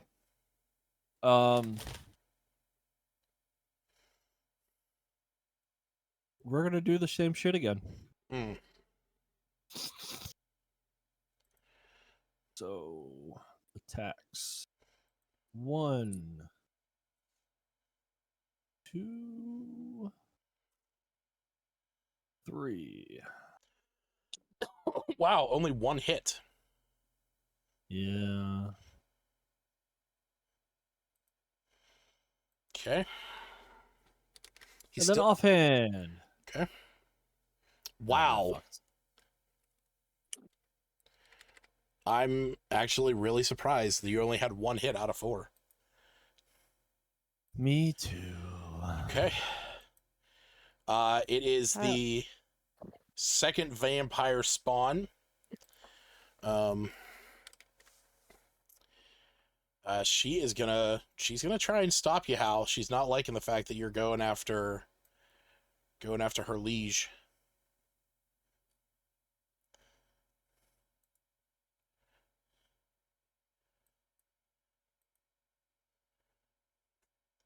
That's a miss, and that is also a miss. Jesus Christ. Albina, it is your turn. All right.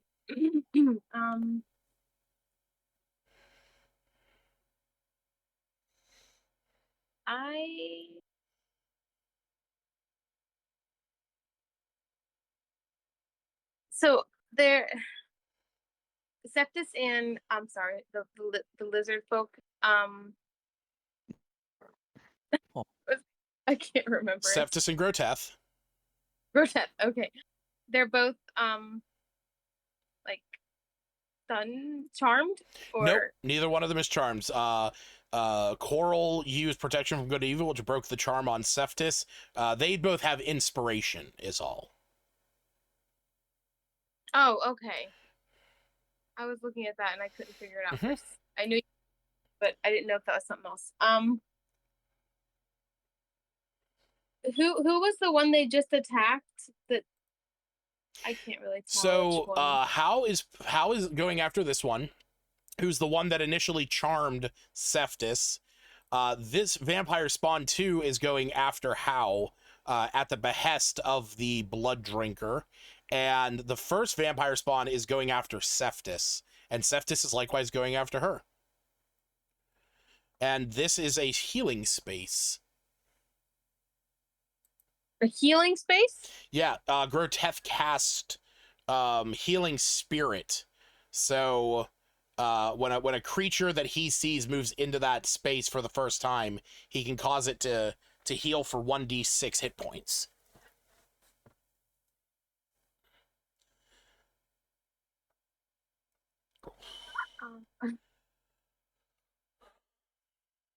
So I can cast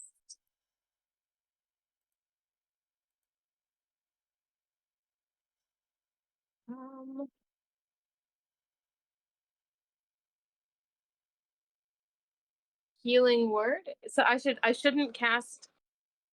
I'm not sure about this healing space. I shouldn't cast anything that's going to do damage. No, you can. It's just it's an ephemeral kind of a thing. It's just like a glowing space. You can't deal damage to it.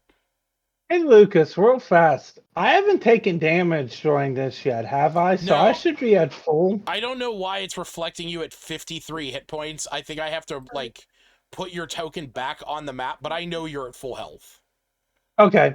I'm gonna see what happens if I change it on the character sheet. Yeah, and change see it. What Change happens. it to 80. I know you haven't taken damage. Okay. There it goes. Cool. How come myself and Jared have circles, but the other guys don't?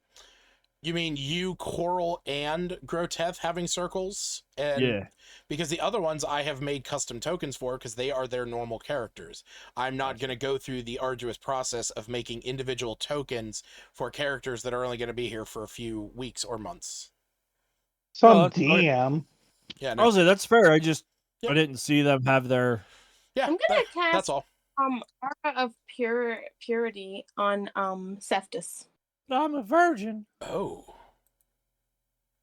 Okay. Well, no. Aura of Purity comes from you. It's a It's a self spell, so it moves with you. So each non-hostile creature in the area around you within 30 feet can't become diseased, has resistance to poison, and advantage on saves against effects that cause blind, charm, deafen, frighten, paralyze, poison, or stunned. So you can if you want to do that. Yeah, just because of the way Septus reacted and the comment that Stacy made. Sure. What color do you want this? Holy shit. I'd like fuchsia. Is that like a purple? Fuchsia. No, purple's like purple. What color's Like a fuchsia? purplish kind of pink. More pink than Like purple, a I guess. darker. It's like a darker pink. Like that? It looks Let's yellow. go see it yellow. Oh, sorry, my bad. There. Well, they match now. Oh yeah, I guess Cephas would be back to normal. He'd be... Yeah, angry orange. Angrier. It's far too pleasant. There we go. Are you good with that, Hannah? Let me close my sheet. Sorry. Ah, what happened? There it is. Yeah, that's perfect. Cool. All right. What aura was this? This is Aura of Purity. It's a 4th level abjuration spell. So it's concentration for up to 10 minutes. Speaking of which, I'm going to put a marker on you that says you're concentrating. So. What's it do again? It means that all of you, everyone in the party, cannot become diseased, which means you can't contract vampirism. You're resistant to poison damage, and you have advantage on saving throws against being blind, charmed, deafened, frightened, paralyzed, poisoned, or stunned. Which means that, that's good considering that this guy is trying to charm you guys. Okay, and yeah, everybody's going to be affected even while you're still on the staircase. Okay, so do you want to do anything as a bonus action? I don't think I really can. Okay. It would probably, yeah. Cool. All right, up next, Groteth. I'm gonna go punch the vampire spawn in front of me. Me's not here.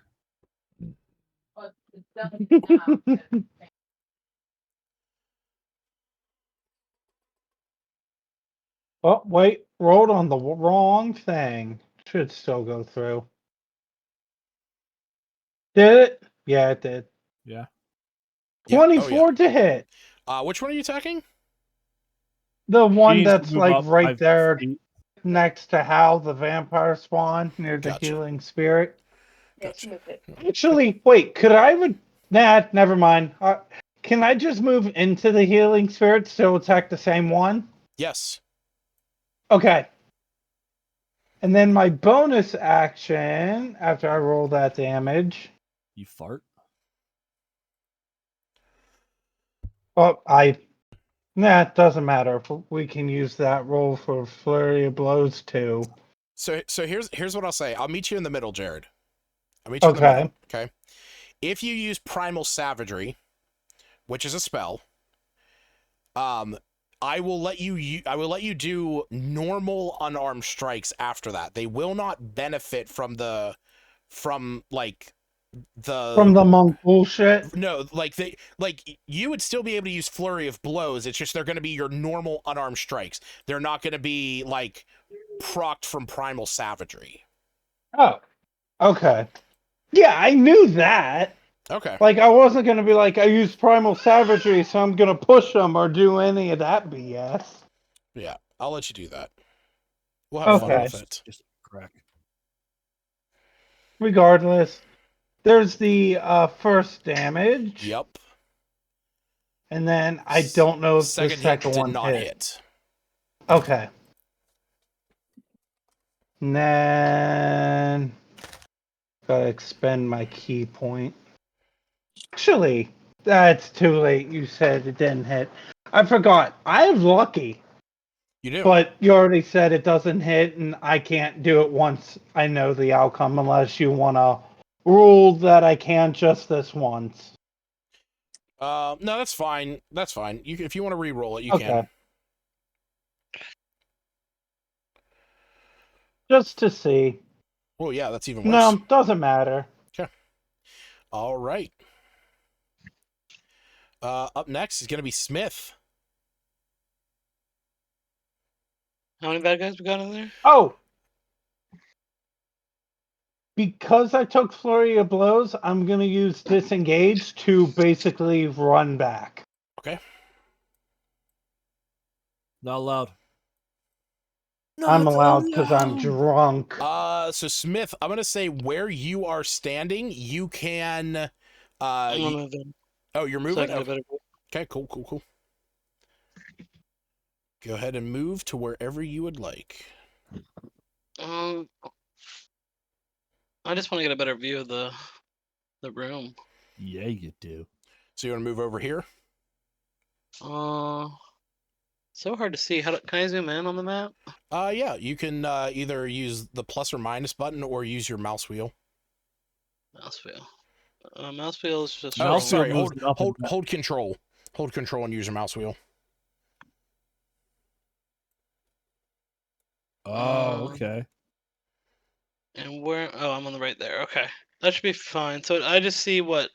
You would be able to see Vampire Spawn 2, and you could target the Blood Drinker, but because of where he is standing next to that pillar, he is going to have half cover.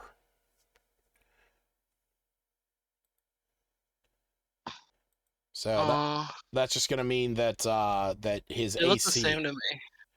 What's that? The Blood Drinkers, or is one dead? Oh no, it's this one. This is the Blood Drinker, and this is the Vampire Spawn. Yeah, okay. I'm gonna say for one of the Vampire Spawns is dead. No, both of them are still alive. Oh, so do I only see the two though? You only see the two because technically the first Vampire Spawn, there is a line of your allies blocking your sight from that one. So yeah, like I said, you're able to see Vampire Spawn 2, and you're able to see half of the Blood Drinker right down here on the bottom next to the nebulas.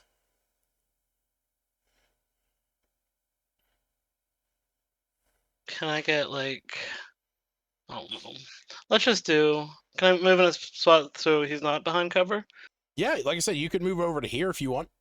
That would that would not Well, proc any opportunity attacks. Do I get disadvantage on ranged attacks? It doesn't matter, right? You get disadvantage on ranged attack as long as a hostile creature is within 5 feet of you. Oh, okay. And that would be the case, right? Correct. That's if you're casting a spell that requires you to make a spell attack roll, not if you do something that's an AoE. Or something that says, hey, give me a dex throw. Yeah, AoE. Not all of them are AoE. True. Okay. I'll give you that. I thought about using a fireball, obviously. But are any of these guys, like, the one guy looks like he's, like, bloodied? The Blood Drinker is bloodied. He's actually moving over towards some of the bodies that are chained up, that are dripping with blood. I guess you would not see what is around this corner, but I'm going to say that, like, Hal, Groteth, the rest of the group can see him, like, moving over towards the bodies that are being strung up. But yeah, he does not look good. If I use, like, a fireball on, like, the one, like, bottom left, could that, like, get everybody? And how many people would I, like, could I do it in a way that I'd have to sculpt very few? Like, how, I don't get how this room's laid out, like... So, the room itself is, here, let me... It's hard to see with all the effects. No, I gotcha. Let me do that. I can get a better view now. And I'll do that. There you go. How about I just... So I don't see the one on the top left, right? Correct. Yeah, it's just you wouldn't be able to target them just because of Albina, Coral, Groteth, and Seftis are all, like, standing in front of them. You would have to move in order to target that specific one. But theoretically, if a fireball were to go off right next to it, it'd probably hit him. Fireball would 100% hit that one. Yeah. Okay. I just don't think I can get all three of them. You can get all three. It's just... I will be right back. I'm going to help my mom unload the car real fast. Okay. Yeah, you definitely would be able to hit them, but you would also be needing to sculpt around everyone. So, 5. yeah, you would need to cast this at a 5th level in order to sculpt around everyone.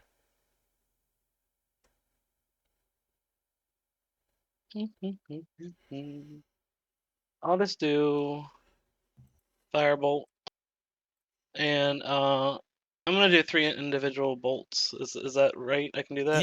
Yes, you can. Okay. First, I guess 1 or 2. I'm gonna go for the blood drinker, I guess. Okay, go ahead and slow health. Yep, roll those attacks. Roll that beautiful bean footage. So that is going to miss. That is going to hit. So just roll a d10, and that is also going to... even if you were targeting the spawns, that would also miss. Okay. So one of those hits, so roll a d10. Now, they all still do half damage, right? Oh, that's a good point. Or at least the 2 do half damage, right? Yeah. So this would be the full damage one, I guess. 6. And then I guess roll 2 half damage. I would say just roll them in order. Roll them all together. Yeah, just roll them in order. So you can still roll the 3d10 like you normally would in the future. Oh. No, you're fine. Okay. Yeah, you're fine doing it the way that you're doing. Okay, so it's gonna be 3 plus 10 plus 2, so 15 total damage. All right. That ain't too shabby. That isn't. Let me see here. Any of those ones that get treated as? They were not. It was a Okay. it was a 6, a 10, and a 4, and the 6 and 10 got halved. So. Gotcha. Oh. Can't we just swap that? Can't we just have the 4 half? Leave the 10-10? The 10 is being left 10.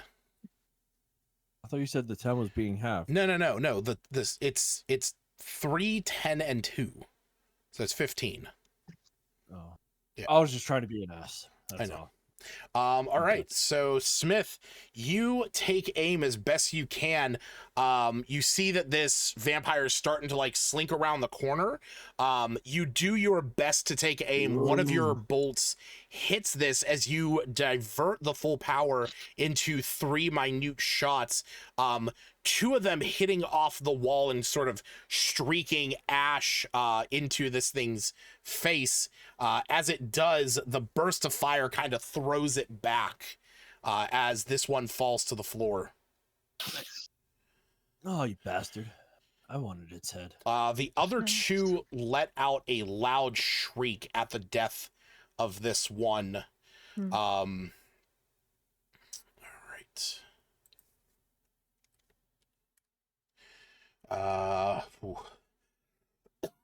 Reminds me of Van Helsing. When you say that. What? They let out a loud shriek. Oh, okay. I never played Van Helsing, or I never watched Van Helsing.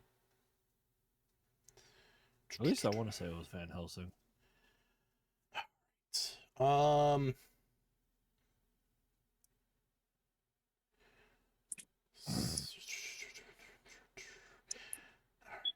we gonna do here?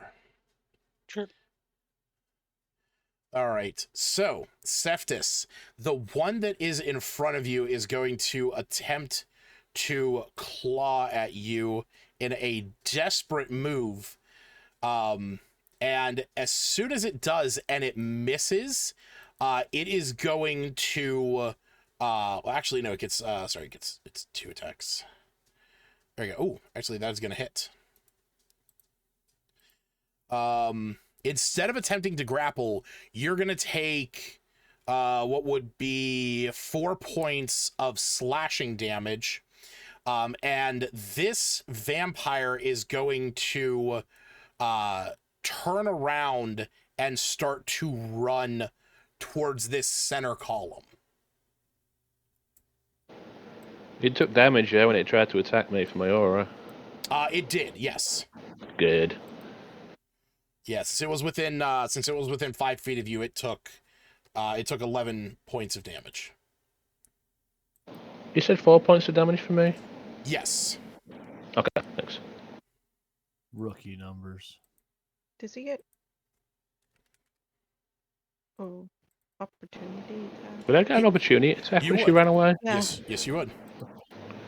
I was thinking he took one before, but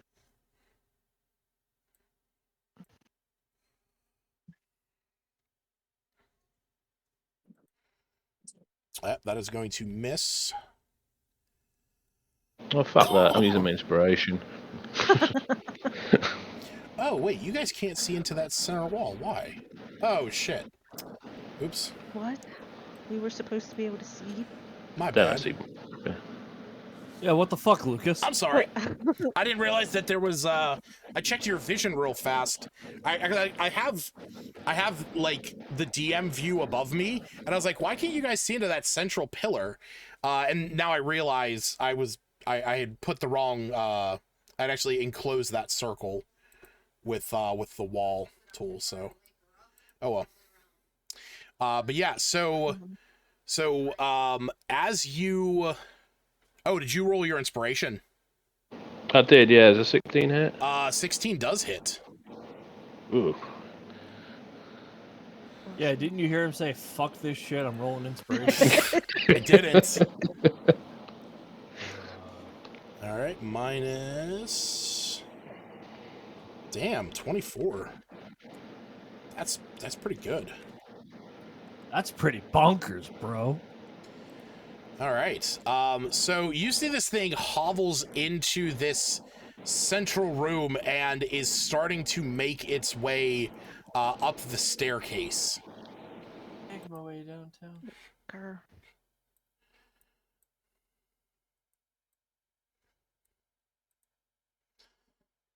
All right. Coral, it is your turn. I'm back. You just watched that vampire spawn run into that room, and you can hear the sound of it moving up a flight of stairs. Okay. So with the trident, if I throw it as a ranged thing, I'd have to Oops. also later Yes, get it back. that is How's how that work? Like, that's generally how things like, work when you throw a thing. like, so Unless you have it where is it that? can But come that's back to you. is that like another action to get it back, or is that just Ye- part of like I walk over? No, that's an object. That's an object interaction at that point. So you would have to then pick it up. Okay. I mean that's what I presumed, but I didn't want to just like anyhow throw it. I need to know that when I'm throwing it, I definitely would use an action later to pick it.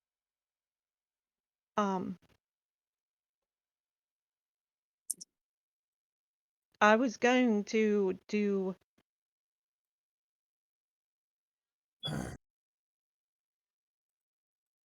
so walk to here.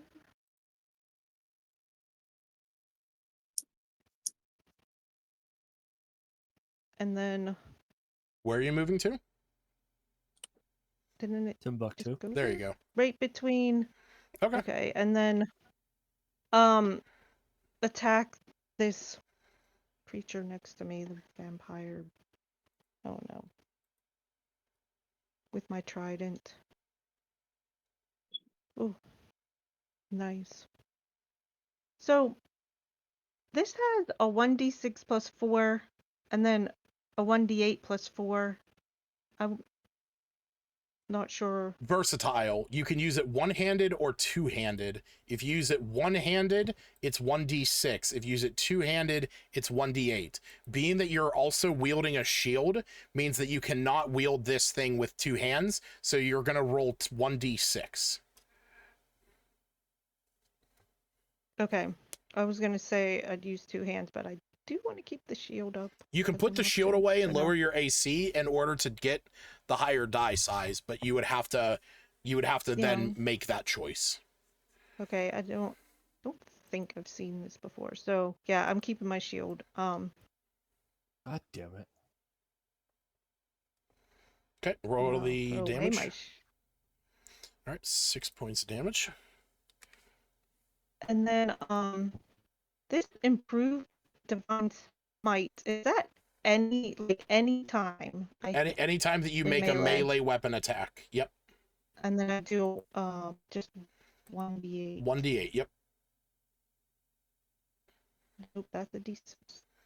There's an option for under other that is improved divine smite.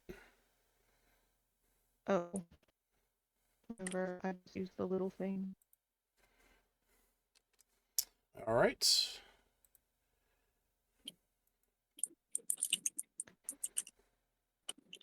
Anyhow, I was going to go and get this other thing, but I guess I'm going to risk a attack of opportunity and chase after them. All right. Do you do anything else on your turn? Oh, with my second attack at can I still attack the? Yeah. Or will I not be able to reach them? Wait, reach which one? I want to attack the second one if my movement speed allows me to get there to attack them. Or do I not see them anymore? They would be outside of your range that you could move. You could pursue them, but you wouldn't be able to reach them. Okay, that I'll just second attack this same person. Sorry.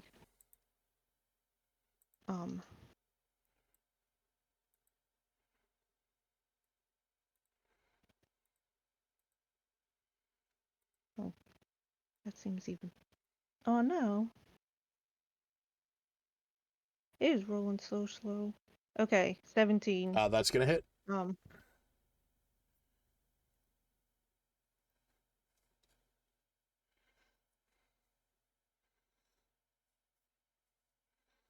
right, and roll the divine smite damage.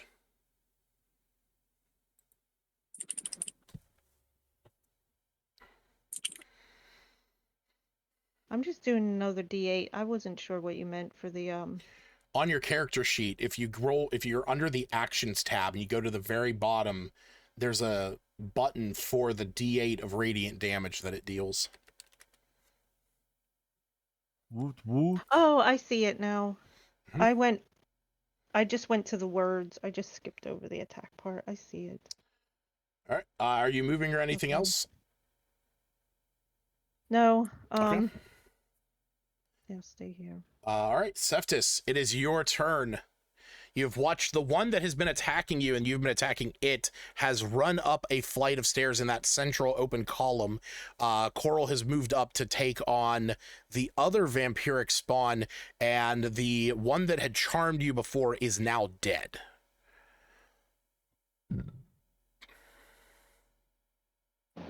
I'm just going to attack that one right there. Okay.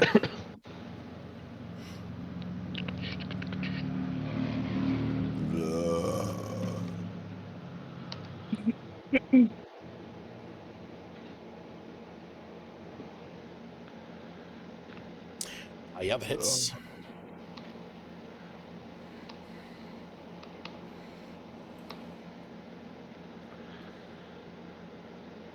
Damn. She's still up. She is, still but up. Yeah, but barely.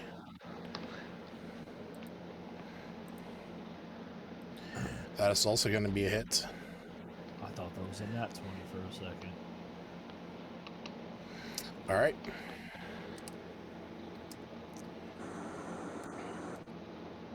Sounds like Seftis is driving.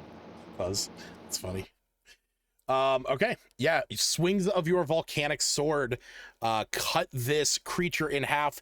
As you do, its body kind of burns and turns to ash under the excruciating flame of your sword. Okay. And I'll just follow on up the stairs, I guess, to... Okay. I can't even see the fucking stairs, but yeah.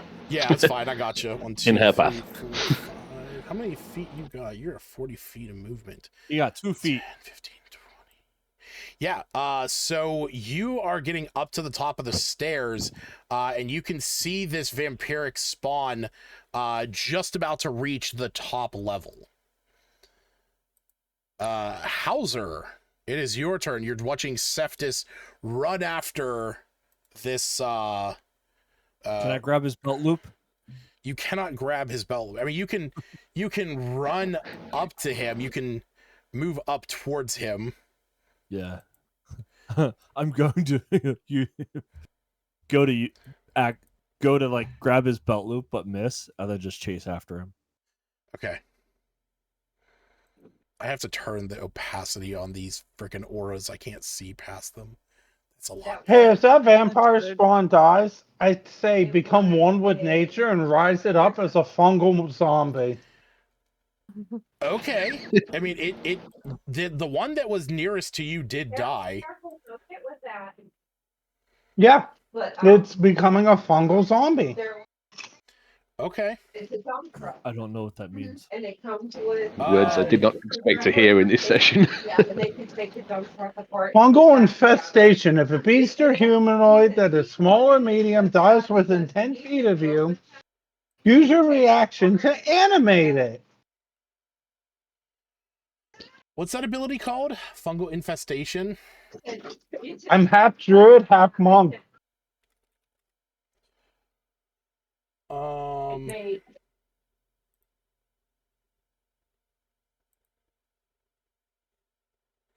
It becomes a zombie with 1 hit point. In combat, the zombie's turn comes immediately after yours.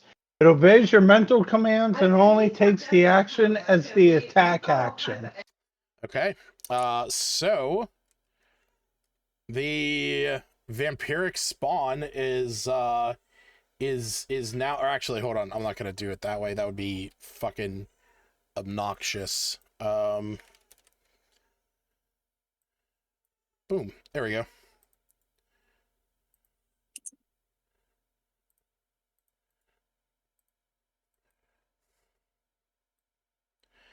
All right. So you guys watch as Groteth sends a swarm of fungal spores at this vampiric spawn, and it rises as a zombie before you.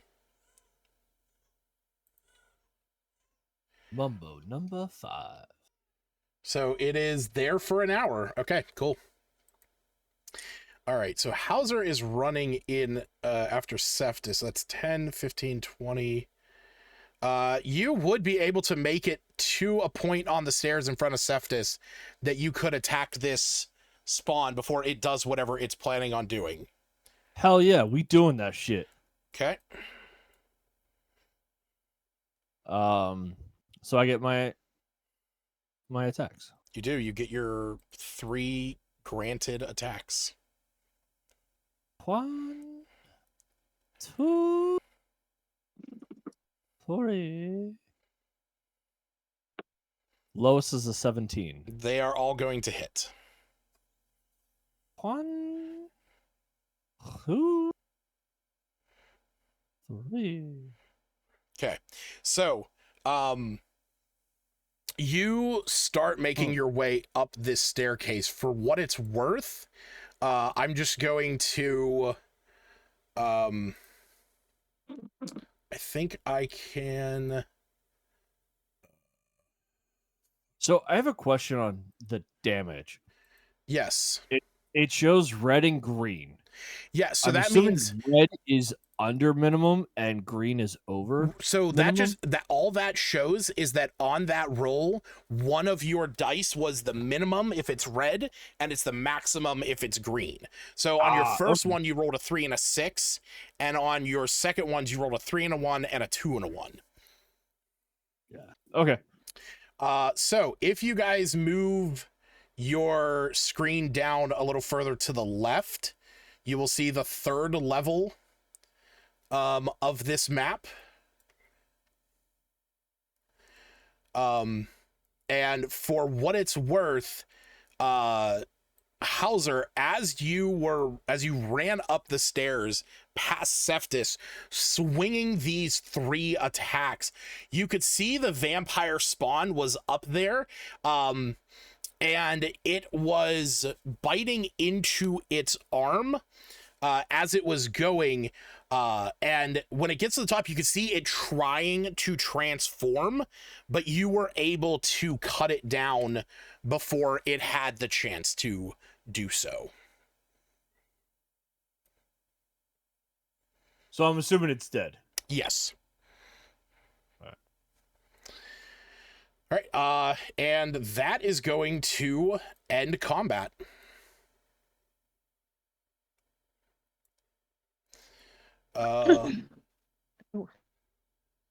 For what it's worth, now absolutely nothing. I should be able to, if I did that. There you go.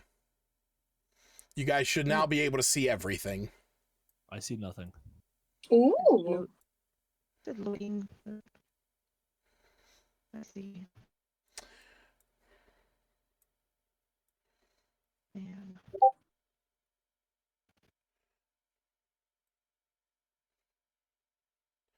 All right. So yeah, I'm what? dumb. I read exterior as interior. I'm like, how the fuck is that the interior? Oh fuck! I definitely actually fucked something up on this map. Each of those squares was supposed to be 10 feet. Oops. Oh. Yeah. Learning curve. Yeah. You'll find out that the next 2 maps are actually even bigger. That's fine. That's if we even make it to the next map. You'll make it to the next map. You survived the encounters on this one. I'm just going to move you guys over to here. Make my life easier. All right. Well, Hauser's going to scavenge the dude with the cloaky cloak. The blood drinker? Yeah. Okay. Oops. Can he chop off the heads of the other 2? Wait, he wants some blood. Are these real vampires? You know what? That's a great question. Roll me survival checks, Stacy.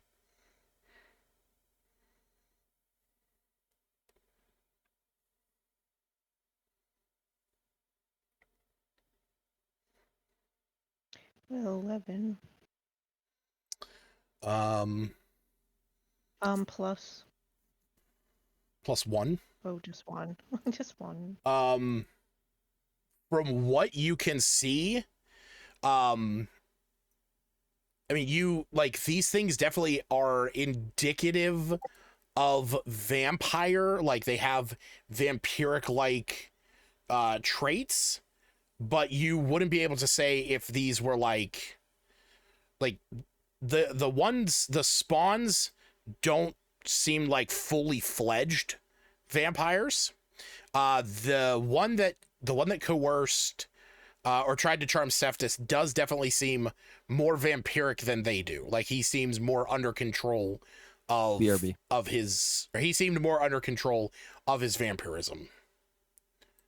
Well, I think I'll turn to Albina and ask her if she wants any blood from these guys. I think that one maybe. I don't know if anyone else knows anything better about vampires, but do you have a container? Gonna pull out a little plastic baggie that she has in there. Scoop up some of their blood into a plastic baggie, just tie it off like you're buying a fish at the fucking Pulls county off fair. Her hair. Using it. That's. Anyone got a sponge? Oh.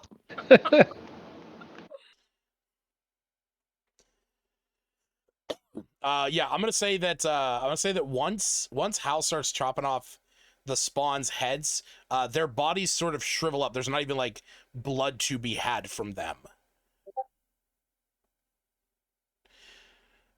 You still here, Aaron? No, he walked away.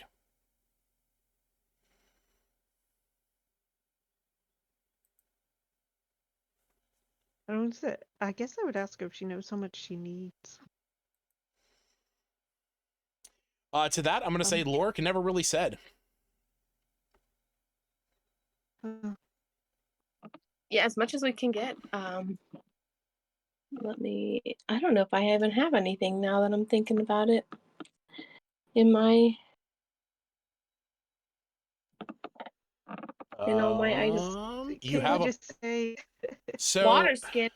You have a water skin. You could empty that out. You also have a potion of climbing, which would give you a climbing speed for 1 hour, and then that would leave with you an empty vial. Yeah, I'm just gonna chug it. Chug the potion of climbing. Yeah, you just see Albina starts climbing up the walls. You left in a rush from Lila and you forgot to get the vial. All right. So yeah, I'm gonna say that. I'm gonna say with that, you would be able to get a potions vial worth of vampire's blood. Yeah, I guess I should have bought that stuff before I left. It was just hectic. And then she heads off back to the boat. Bye. Yeah, she's like, well, I got what I need. Fuck you. And climbs up. Climbs up and out, just literally like spider climbs down the wall, gets onto the boat. Krusty's sitting there like, what the fuck? Huh?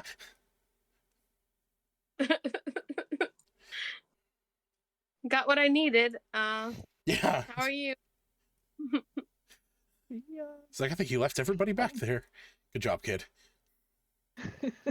All right. So once Albina gets the blood, what is everybody doing? I wanted to just generally look around up here real quick. I'm not sure what I'm looking for. Yeah. I mean, we're trying to find this like artifact. You are. Yeah. So. But if there's any. So as you look around, this particular room, you can see hanging from the ceiling are numerous chains. These chains are supporting various bodies of dead humanoids that have been mostly drained of their blood. That is what the spawns were kind of tending to up here when the party first arrived. As you can see, there are piles. There's dried blood that has dripped out from these bodies. You can see most of them are fairly weathered and very leathery, kind of. They have been mostly drained of, of their blood. I'm going to say, Coral, roll me a history check. Okay. Oh my goodness. Who can give me a buff on history? Dear Lord. Oh my god. Yeah, you have no like even in your like with your limited study of vampires leading up to this, you don't know particularly what this is, but these particular zombies, these particular bodies seem to not, they wouldn't really give any kind of like sustenance. So these might have been the ones that were like that were already like sucked dry. Okay, I am working under the idea that I don't know, maybe vampires are scourges and all that. I'm gonna try and pull them down. Will unchain them or pull them down. If I have to, I can cut off their limbs. I just feel it feels horrible that they're like left this way. Yeah, I mean, yeah. So, I mean, if you want to cut them down, like I said, they're like chained up there. So yeah, I might not be good at opening chains, but yeah, I mean, we'll say that you're able to get them down. These are mostly just husks of bodies. They are emaciated and drained, so there's not really much left to them. And just say some kind of honoring paladin blessing. I don't know. I don't know if I want to play paladin, but I am here now. Paladins don't have to be religious. Yeah, but like they have this oath and they're trying to Again, oath is not necessarily religious. But they could still honor the dead. Yeah, no, totally. So say something. What is everyone else doing? You deserve better. What is everyone else doing while Coral is taking down these bodies, and is trying to find the words to say in honor of them? Septis is looking around for anything that looks like pure dark water. I don't know. Understandable. Might find one in a drawer. You never know your luck. Yeah, understandable. You don't really notice anything up here other than that it's kind of like a hanging chamber. So I'm going to give you the insight that you think, if the rumors hold true that there's pure deep water to be found here, it's not going to be found up here in the top of this shrine. It'll be likely found deep down into the well. Okay. Oh, has it been 10 minutes, like, looking around and stuff? I'm just going to do the ring of regeneration thingy-me-jig. Oh, yeah. Yeah, I'll say that's fine. Cool. Anybody else? What are you guys doing? I'd be with checking on Septis, see what he was looking for. Okay. See what he was doing. Yeah, you as you follow around Septis, he's trying to like searching high and low for this pure water, this pure deep water. Like I said, mostly what you can find up here is just these chains that hang from the ceiling with these emaciated humanoids on them, of varying races and colors and whatnot. One of the things though that you kind of notice is that like they're mostly just draped in scrap. None of them appear to be wearing like armor or even like clothing. They're just kind of like just barely tossed on with like a torn blanket covering some of their body. I was gonna ask that if they had any identifying features. No. Generic race. But I'm gonna say there's about 12.5 of them. That's a lot. It is. That's a worrying amount, actually. Yeah. I think I would say that. It's a worrying amount of trained bodies here. That might give you some insight into potentially how many more vampires there might be. And I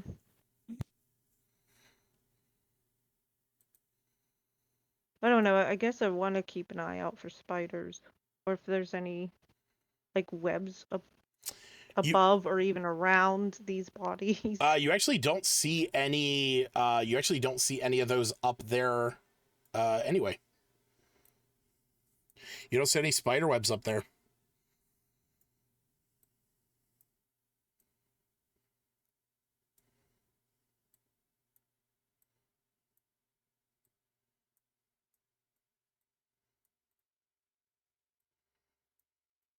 They don't have like signs of being attacked. Signs of being attacked? Well, like aside from maybe a bite mark for draining their blood, like they had to become incapacitated somehow. So if they look like they were attacked, or if they maybe just were charmed, like this was. Not that I can tell that they were charmed. I mean, if they look like they were. You can't tell that from you can't even tell that from like just looking at them. Like their faces are gaunt. There is not a person left in that husk. The most that you see in their face is just sunken cheeks, sunken eyes, and a gaunt mouth.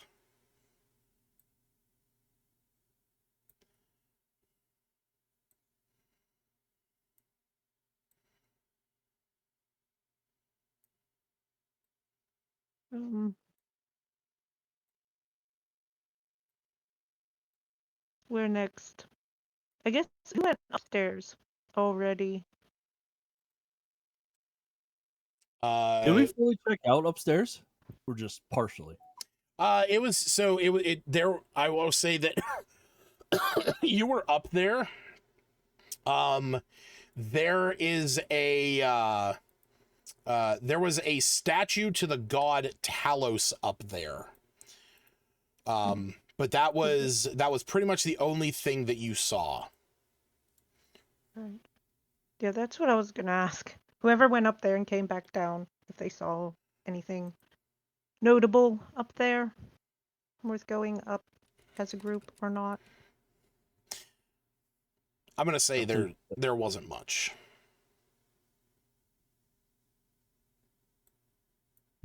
Showing us So there was something. Well, there was the statue to Talos. I'm gonna look at the cleric and be like, "Does that mean anything to you?" Hannah, roll a religion check.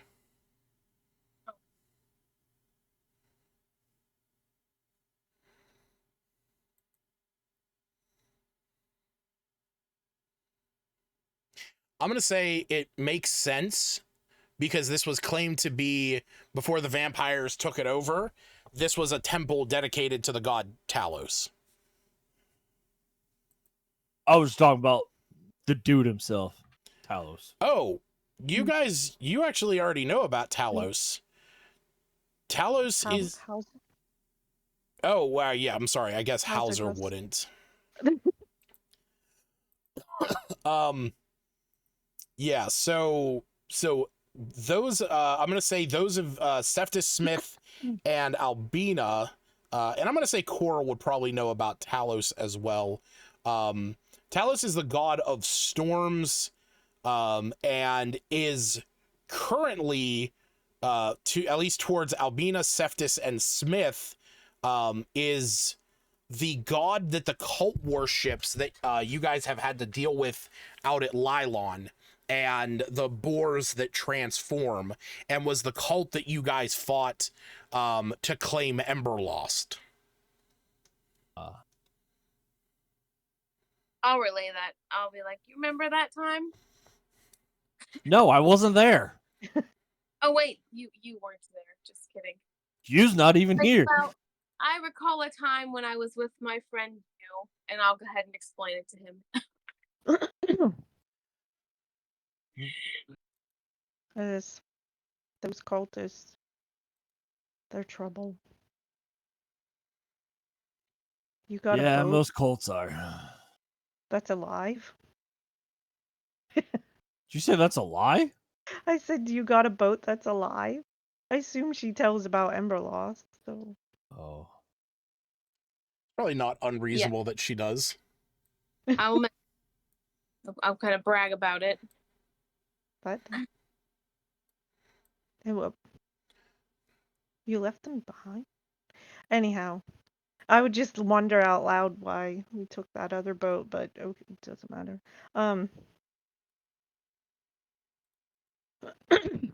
So back down?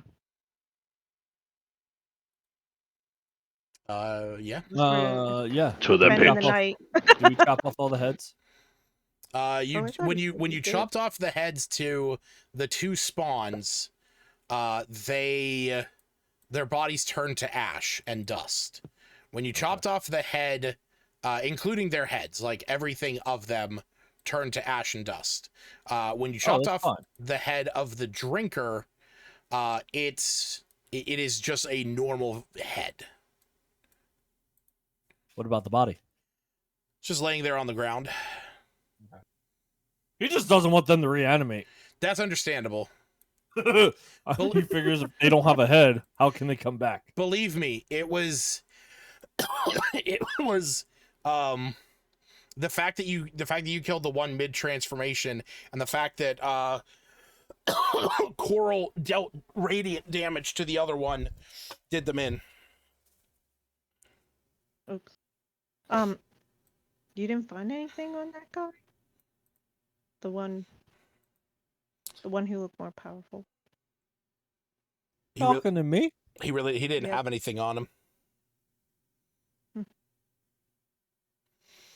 Yep. Hal wasn't even looking. He just chopping off heads.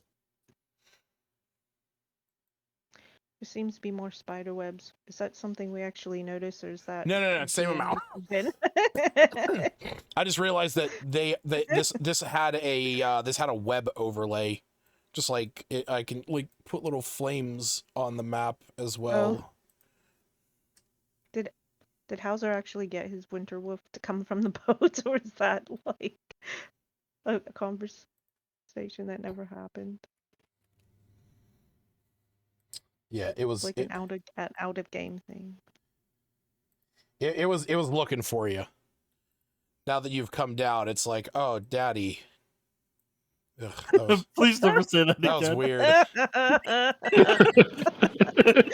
What did it say? Oh, daddy. Someone's got to grab that and make it someone's ringtone. Justin, I know you're watching.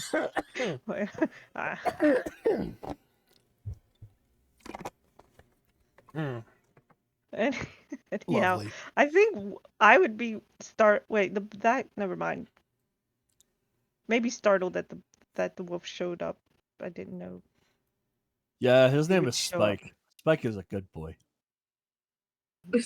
I'm sure.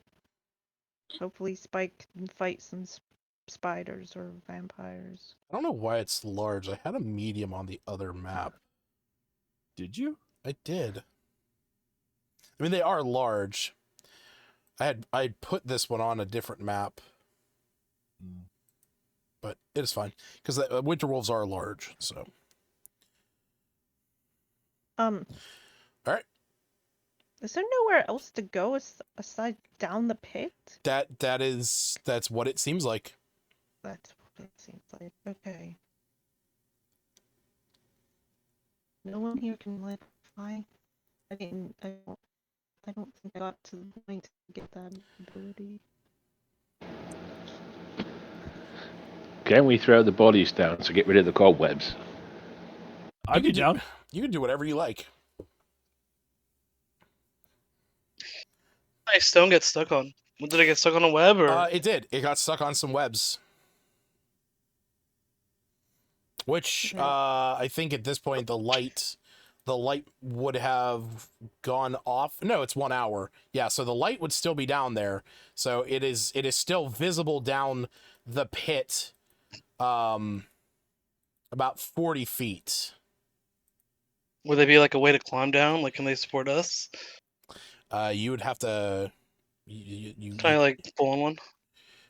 Sure. Can I do like an Arcana check? Make sure, like, are these like anything crazy? You can do an Arcana check if you would like. To see if they're magical in essence. Yeah. Go ahead and roll. That's what she said. I know I got a. Do you see that? I do. So the thing is that you can't really. There's nothing specific about these webs that is giving you any kind of like magical essence. I would say if you do want to interact with one, kind of give it like, a bit of a spring with your hands. That's up to you, but I need you to tell me that you're doing that.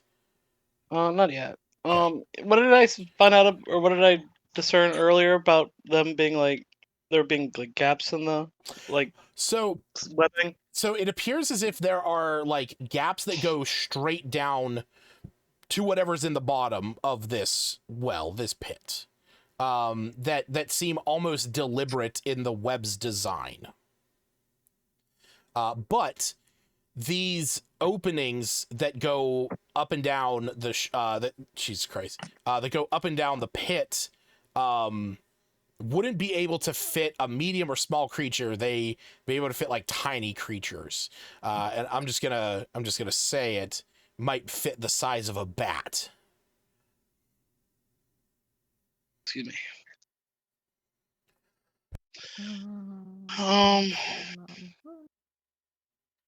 I'm tempted to just try and catch them on fire, but I'm trying to see if there's something a little less.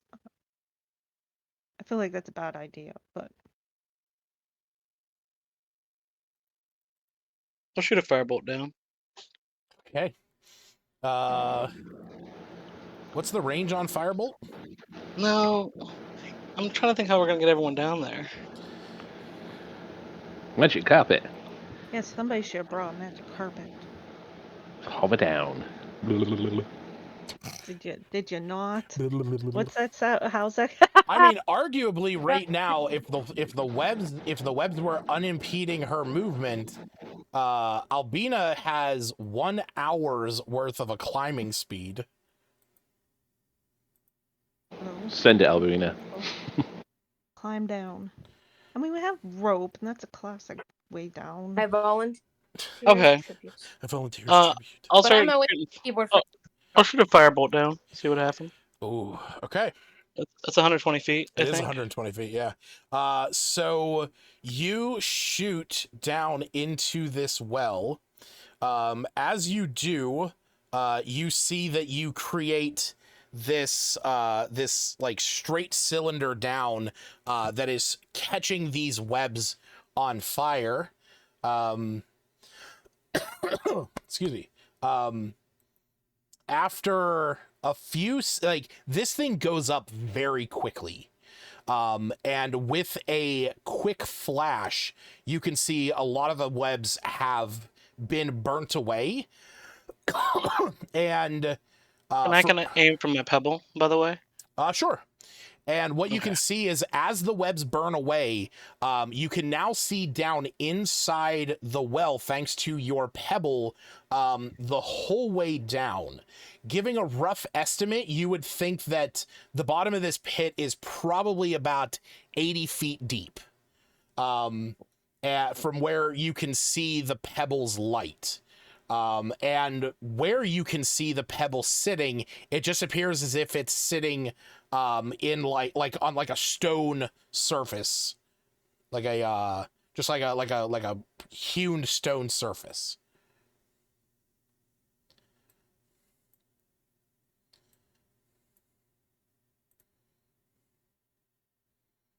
What do you guys think? Do we have enough rope? Adventure time. How much rope do I have? Did I bring some? I'm sure I brought some. Pretty sure everybody has rope. I was having trouble with like having way too much weight for some reason. I did figure it out, but before I did, I was deleting things. I might have, but I didn't delete my rope. So I've got 50 feet. Do you see a good anchor point up here? Yeah, there's these columns, these walls. I would say there's a spot that you can reasonably tie off some rope to. So from that section, from any section of the wall is about 10 feet to the well, or to the pit, maybe about 10-15 feet. So you can 50 feet if we need it. Okay. Yeah, if you combine 2 ropes, then that would be more than enough to get down to the bottom. Who's first? So is that the plan? Are you guys throwing a rope down there? Sure. Yeah. Tie off this rope. All right, we'll say it's tied off right about there. That's a good spot. All right, who's first?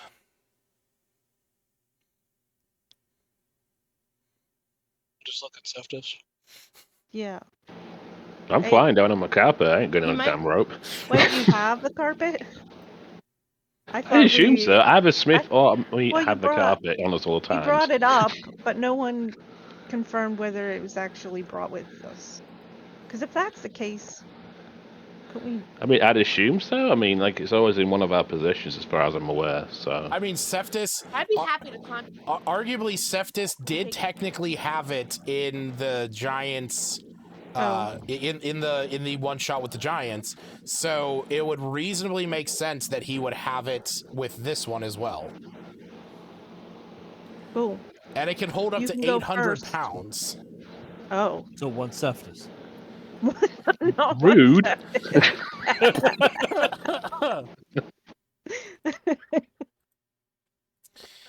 You had a. What's that? You have a carpet?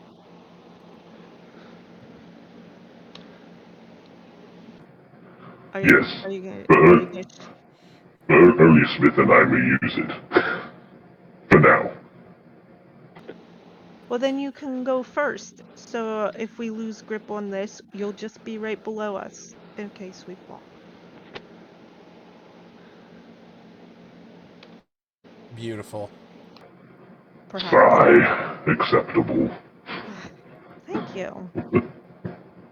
I'll make sure you get that water. Don't worry. Okay. Oh. I guess Septis gestures to Smith to join him on the carpet because he wants some sniper action as well. All right. So Smith joining Cephas. I'm thinking about it. How far down is the pit? Yeah. 80 feet? That's 80 feet. Oh. Yeah, I'll join him. All right. Hello. Hello. Hey. I couldn't hear. I just heard Cephas say something, but I didn't hear. Cephas and Smith are going down into the pit on the flying carpet. I guess a couple of other people could hop on as well if they wanted to. You said 800 pounds. That's quite significant. Yeah, Does it have something on there about only fitting 2 people or something? So it can hold up to 800 pounds, but it is only big enough. It is still only a 4-foot by 6-foot carpet. So reasonably, it could only hold 2 medium-sized creatures.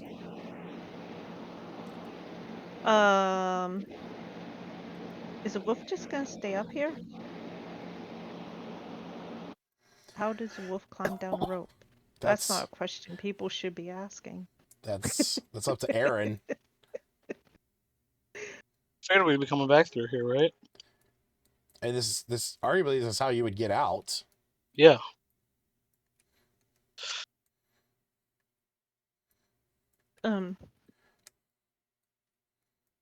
Also, Coral would wonder if wolves have swimming speed and try to talk.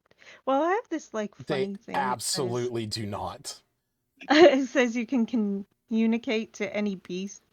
I didn't know if that wolf counted as a beast. Isn't it specifically that you can communicate to any beast that has a swimming speed? Yes, and she didn't know, and she would like try to.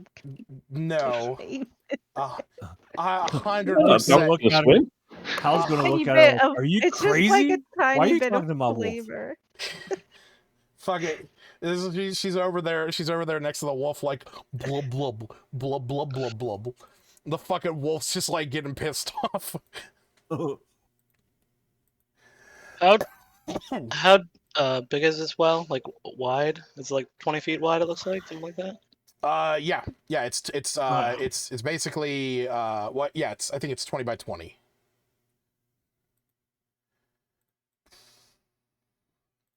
No.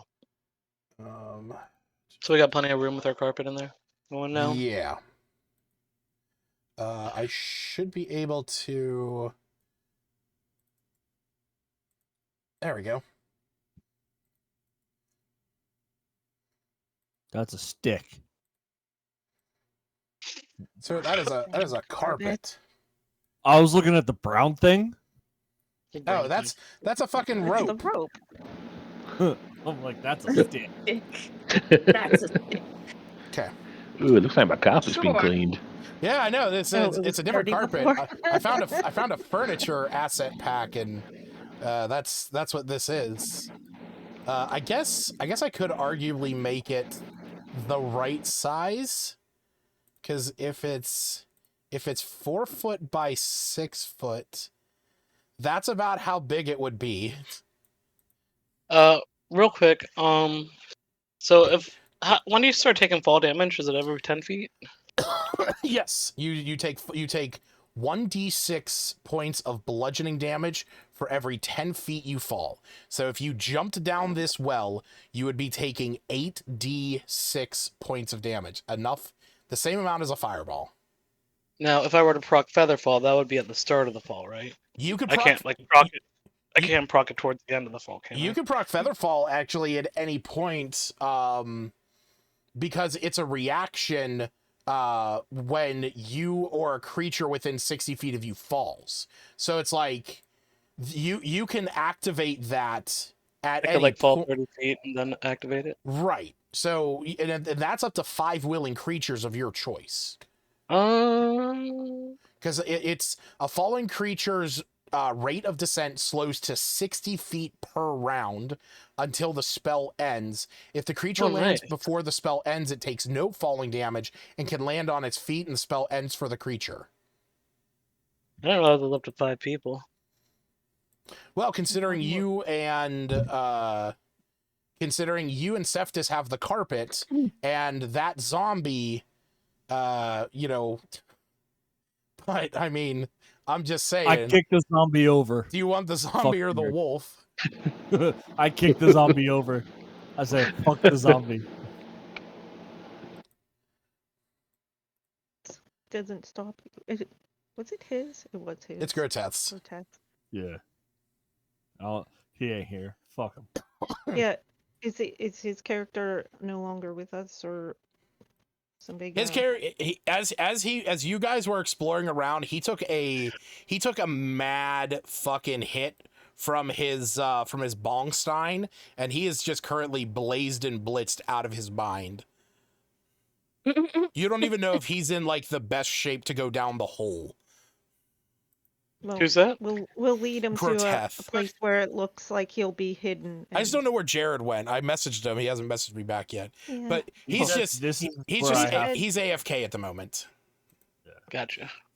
So, but arguably, you could target Groteth, Albina, Coral, Hauser, and the wolf, and then you and Seftis could go down on the carpet, and you could cast Featherfall on all of them.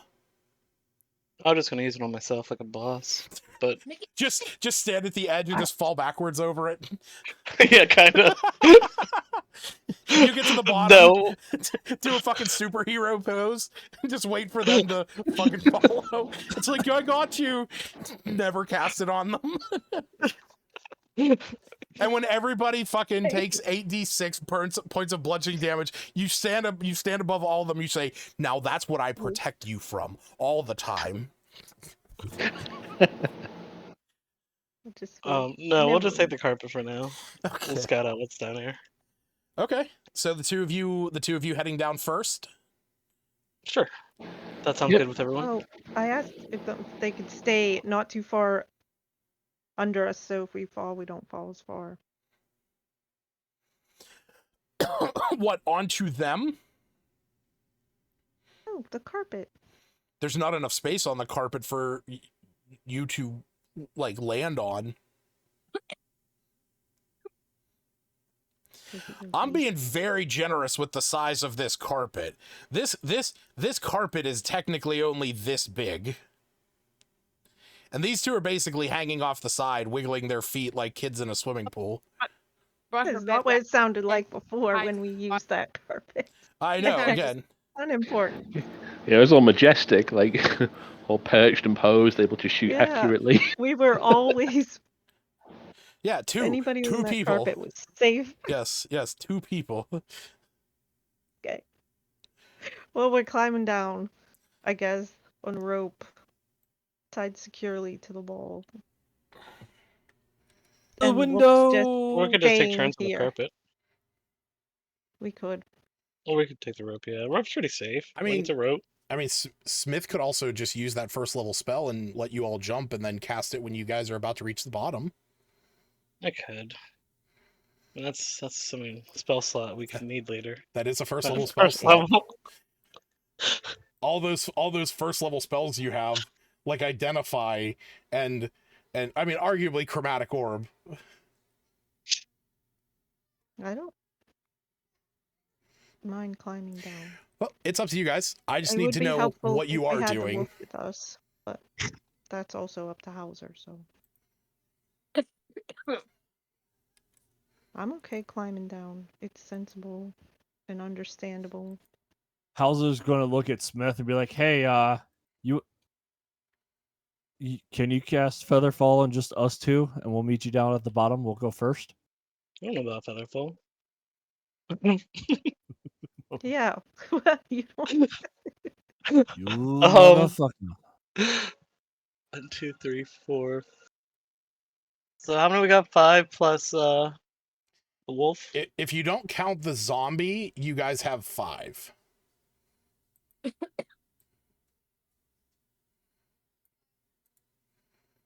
Let's not count the zombie. Oh, I can use Featherfall on you guys. That's fine. We're falling down 5 now. Okay. So, do you want us to go first, or? I mean, we should get, I guess, down there a little bit, and then you guys can all just jump at the same time. Would you just come down? How long does this last? So for we the land fall, I about the guess. same time. it starts the moment you guys are falling. Like you have to start falling in order for him to cast it. So we have to trust them and jump. Basically. So we need to leave the wolf behind too, and the zombie, right? No. You could get the zombie. You could get the wolf. You just have to leave the zombie behind. Man, that wolf better trust you to jump. I want to say if Hauser's going over the edge, he's going over the edge on the wolf's back. That is quite a bond you got with that wolf if it jumps. I did roll a nat 20 on it. You did. All right, so let's go down, and then you guys jump like when we're near the bottom, and I'll cast Featherfall on you guys. Yep. Okay. Cool. Yeah. Because I'll have to jump at the same time. Eso, Mickey. Mate. Sorry, the dog. Yeah. The dog. I just called the. Excuse me.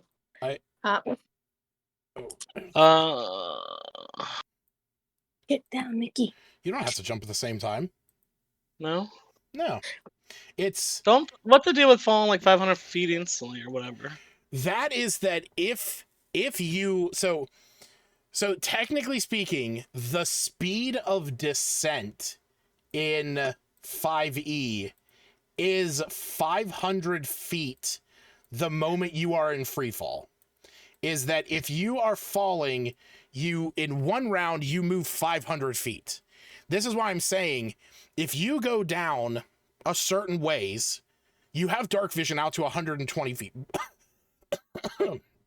By the way, this is the actual size of this grid. Just keep in mind, this is how big this I forgot. This well is fucking 40. It's 40 by 40.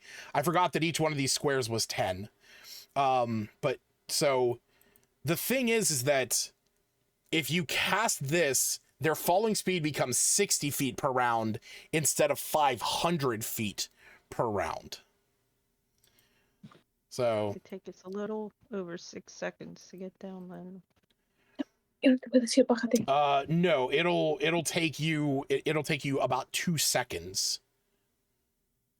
Because it's 80 feet. So you'll go 60. Oh, I'm sorry. No, you're right. You're right. 6 seconds. My apologies. Yeah, no, you're right. Yeah, I'm thinking it'll take you 2 rounds, but yes. Okay. Just over 1. So can I roll a d6 real quick? Is that okay? Sure. Yeah. Do your thing, man. Now with my climbing speed, am I not able to climb? Just down to like where the rope reaches, or you could climb down. I mean, climbing would let you climb the wall, but you climbing the rope would mean you could climb that just as easily. Yeah. You guys just see Albina like, good luck. She just Spider-Man. starts climbing down. Okay. Puts her hair up in a nice little braid, and all right, guys, I'll see you there. All right. Hauser's like, fuck this shit. Jumps.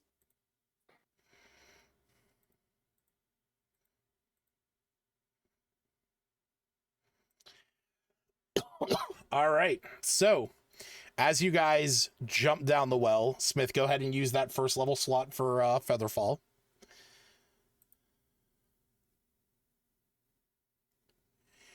Yeah.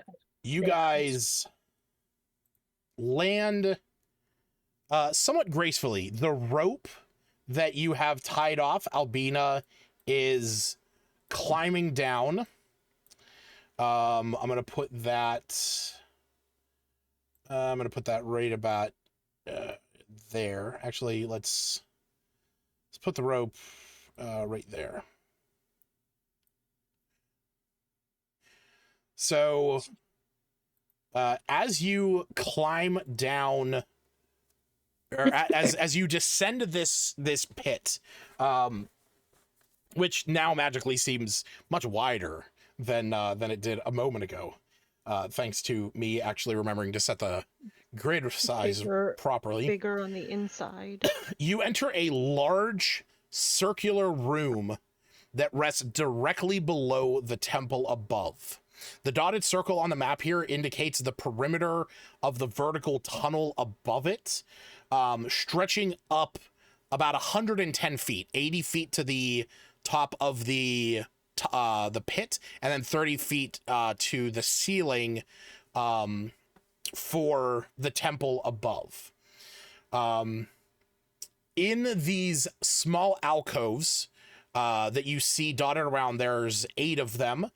You see these strange green forms that appear to be made out of a strange mucus. Almost. It almost seems gelatinous in nature. And within, you can see the shadow of something.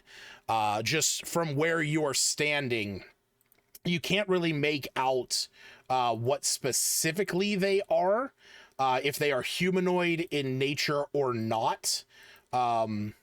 But you can see that there is something within. In addition to that, you can also see that beyond the bounds of this circular space, there is a small set of steps, and then that leads down into what appears to be a flooded section of this area.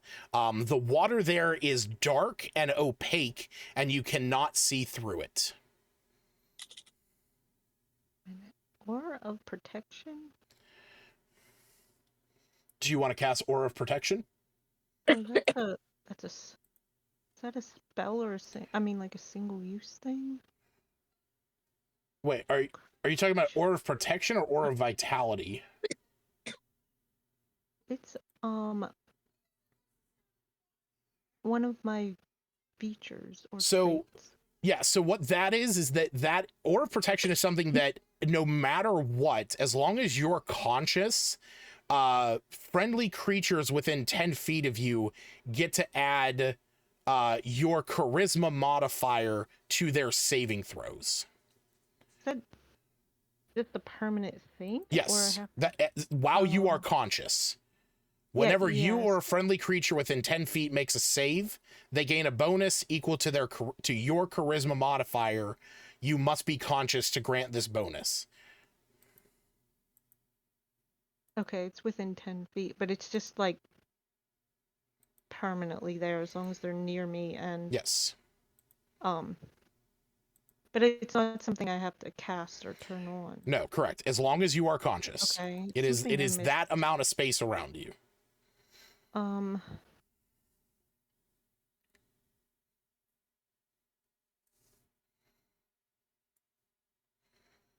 That's the same with the aura of courage, if they're also near me. Yes, they cannot be frightened. Okay.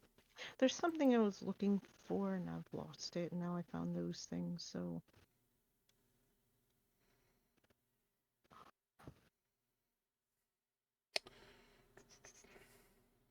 It's a.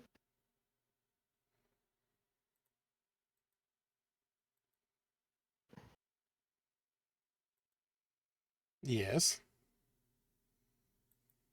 Not the protection, the sensing of good and evil, but it wasn't in my spell list. Divine Sense. Where's that? It's your very first ability as a paladin.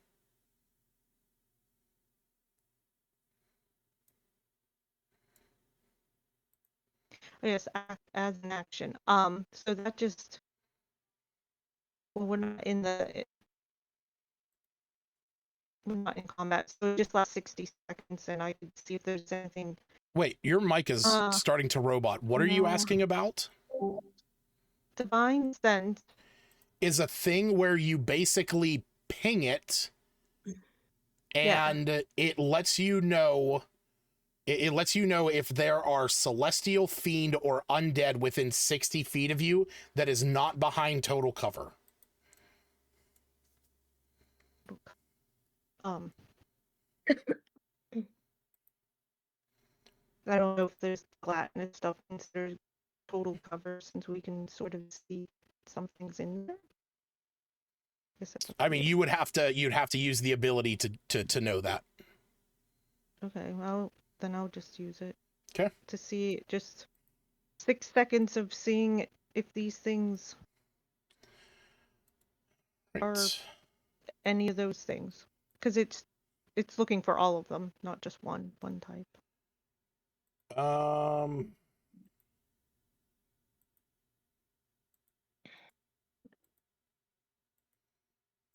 since anything affected by the hollow spell, I never looked that spell up. You detect that the things that are in this I guess in this gelatinous pod and this one are both undead.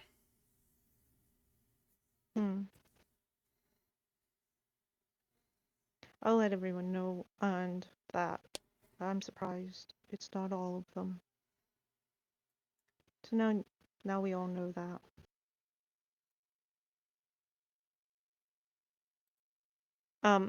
What are these other things that look kind of like puddles of water? It's exactly that. They are puddles of water.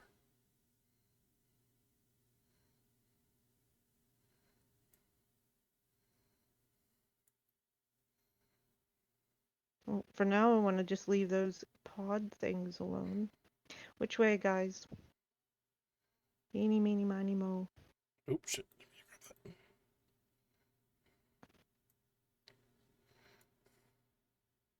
Does it look like something leaked to cause the puddles of water? Not that like you can see. Source?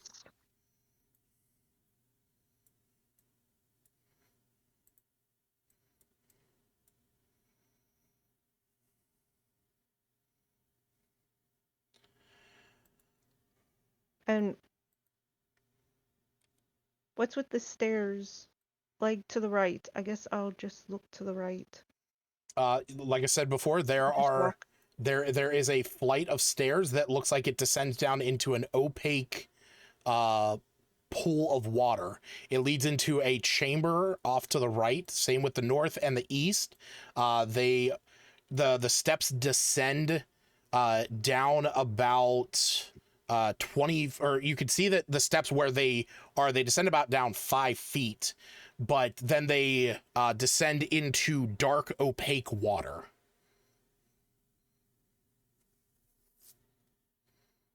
It's not that special deep water, though. You would not know off the top of your head. Oh, I wouldn't recognize it? No, you would not know this to be that or not.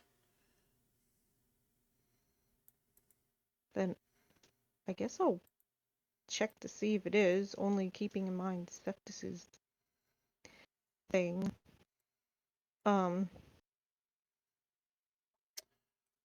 Is that like a nature I mean, are you walking over there to investigate it?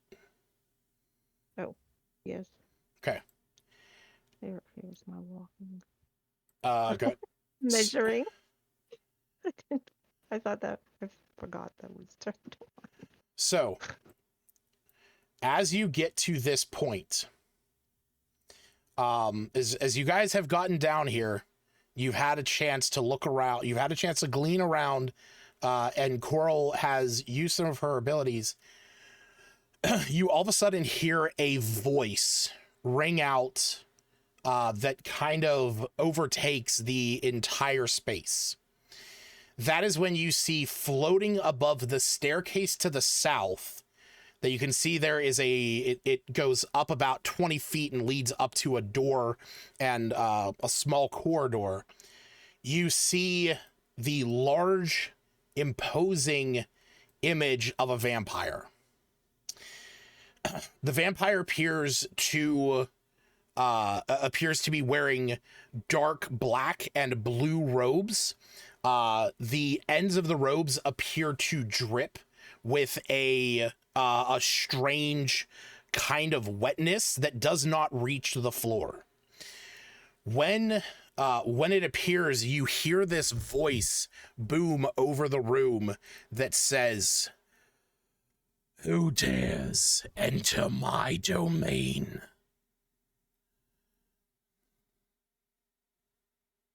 Present.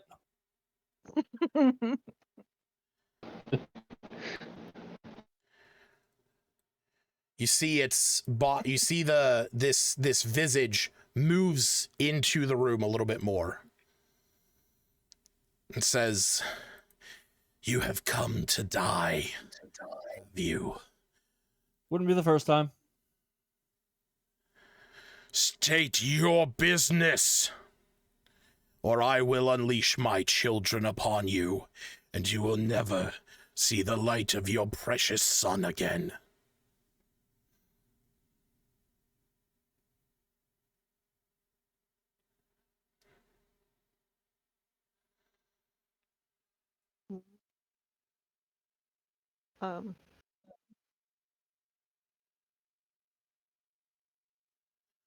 "I am growing wary. Answer my question, or I will unleash hell upon you." Albina will lightly nudge Stacy up. Can I do like an Arcana check to see like if is it just like a regular like it looks like a vampire? Roll an Arcana check.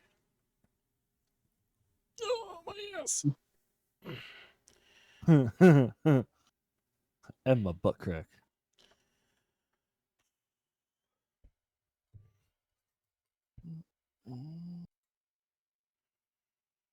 This does not appear to be like a vampire as far as you know. There appears to be some strange incorporealness about this.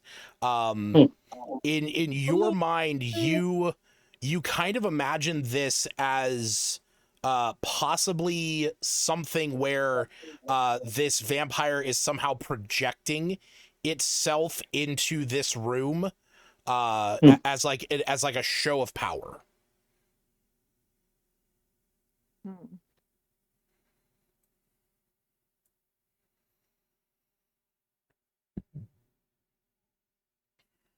I don't really know what to say to this guy. Tell me you want to have his babies.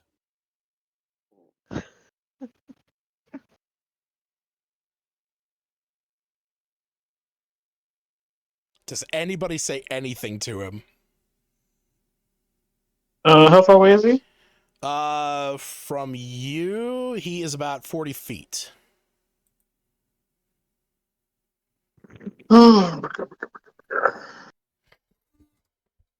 So,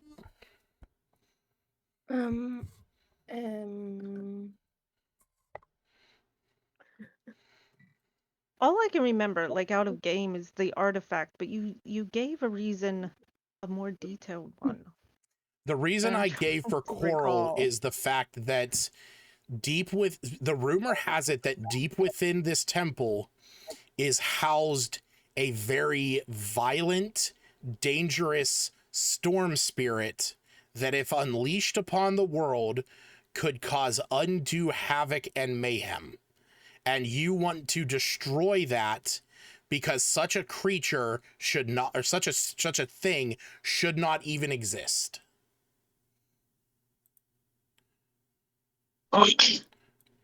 Snyder just kind of along for the ride, right?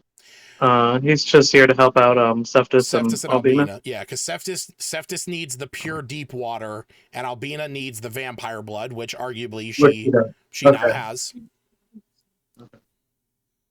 And Seftis just needs the deep water, you said? Yep, the pure deep water, which you don't know exactly. Which might be in the probably now.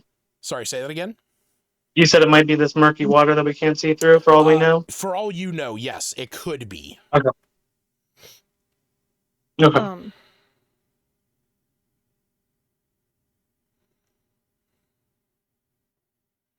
And I think I might mention the artifact, but not the one for Ember Lost. An artifact. Yeah, what specifically do you say? For friends, from our friends' ancient civilization is rumored to be here. The vampire looks at you and says... Yeah. I won't say it's their friend. The vampire looks at you and says, "There have been many relics lost and found within these halls. If it lies deep within, then I fear your journey here will be fruitless, as you would not survive to find it."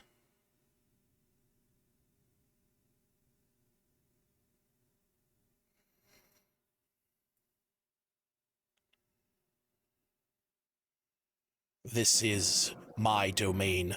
What exists here above and below is mine to claim.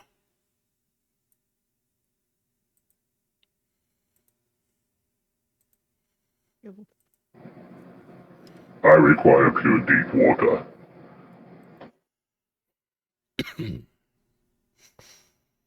Then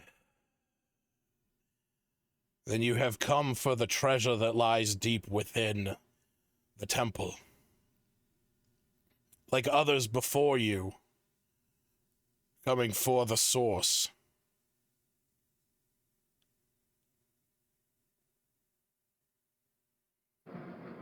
I only require a small amount. That's what she said. I have felt the pull of my children above, slain. This is your doing, is it not?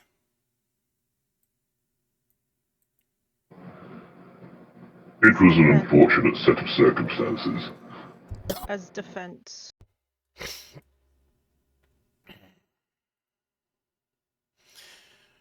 Then you must be understanding enough to know I cannot let such a slight go by.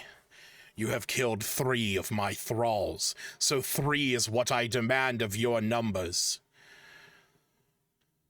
If you turn yourselves over willingly into my domain and serve me for as long as your souls remain, then I will let you leave with the deep water you seek.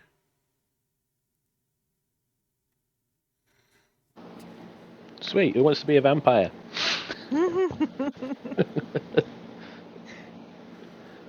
Seftis, you be a vampire. I'm sure you're capable of getting more on your own. He kind of floats. Our powers. He looks down at you and he says, It is true that there are those foolish enough to stumble into our enclave. And he kind of looks back at some of these alcoves. And he says, but none of them ever survive long enough to prove worthy. If you turn yourselves over willingly, it will go much faster.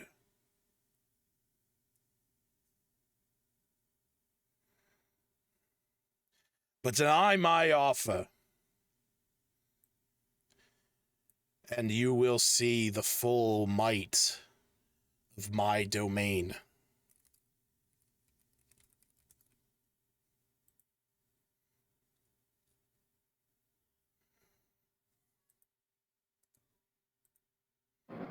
You would risk unnecessary loss for the sake of a small amount of liquid. I want to persuade him, but I don't have special words, but to just let us speak what we're seeking. And be on our way. He looks over at you, Cephas, as he sort of hovers about, and he says, I will not be the one losing in great numbers. You will find that if you fight, I am willing to sacrifice, for I will claim your bodies in the end.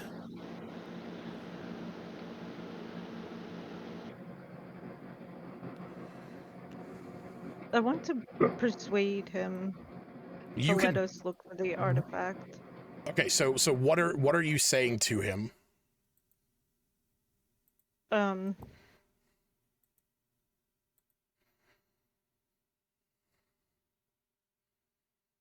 If this artifact is of no use to you, or can we search it? Search your... I don't know. He called it something. His domain. Mm-hmm.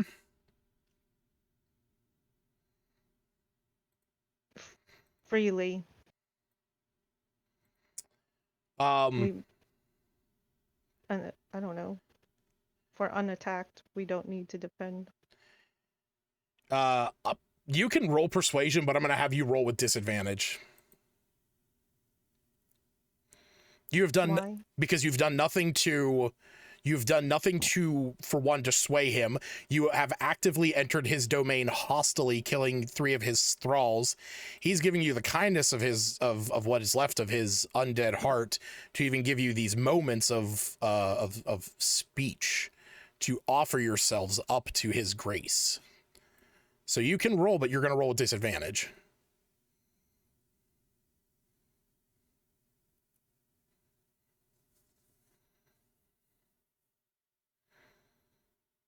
He looks down at you and sort of hovers in place. And he says, I think I will have them bring you to me first. You at least seem like you are accustomed to the depths. You will do well in Abyssal Nocturn's domain. And as he says that, he moves back to where he originally was, and you see his visage begin to fade away. And as that happens, you see these globules around you begin to deteriorate,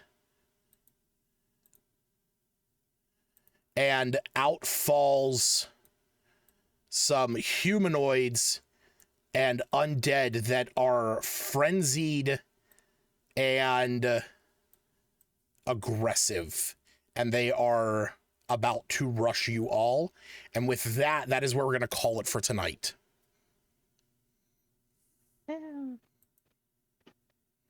So early. They're so glowy. That's because they have a lot of hit points, those ones. the glowy glows. The ones like if you look at these two down here, the one has a lot more hit points, and that green glow is a lot brighter. You said these upper right ones were the ones who were undead. Yes, those are the ones that you detected were undead.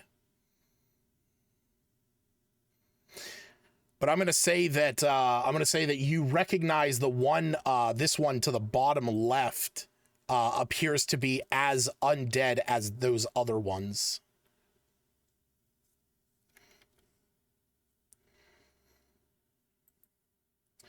I think I can pull up an image. Yes. Yeah. I mean, here we go. I'll put it over in the P5 chat. There we go. Yeah, straight up undead. So this one to the bottom left and these two to the top right, that is how they appear. The three on the left appear humanoid, and they appear to be wearing pirate garb. And the one to the bottom right, he appears to be wearing... Oh, actually, I can just... there we go. I'll send that to game log. And the one to the right of him is wearing more wizardly clothing.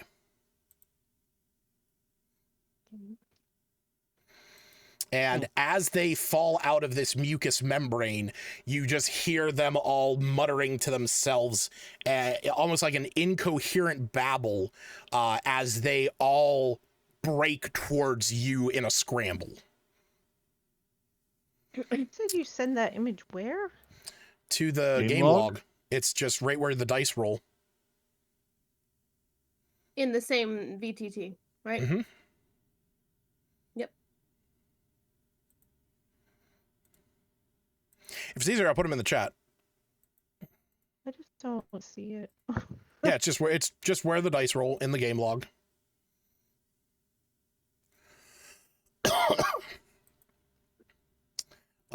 But I'm Smith and Seftis. About how high up would you guys be floating / hovering? I don't know how high is this room. Well, like I said, up to oh yeah, in this room, it is about 20 feet up. Or no, sorry, 30.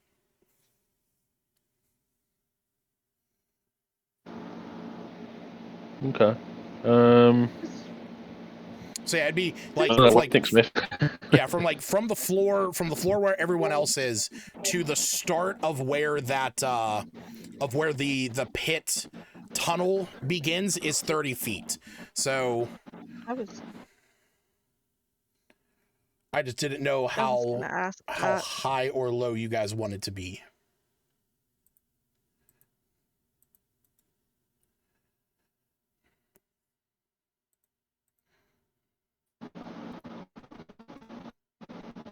I don't know, 15 feet? Yeah. 15?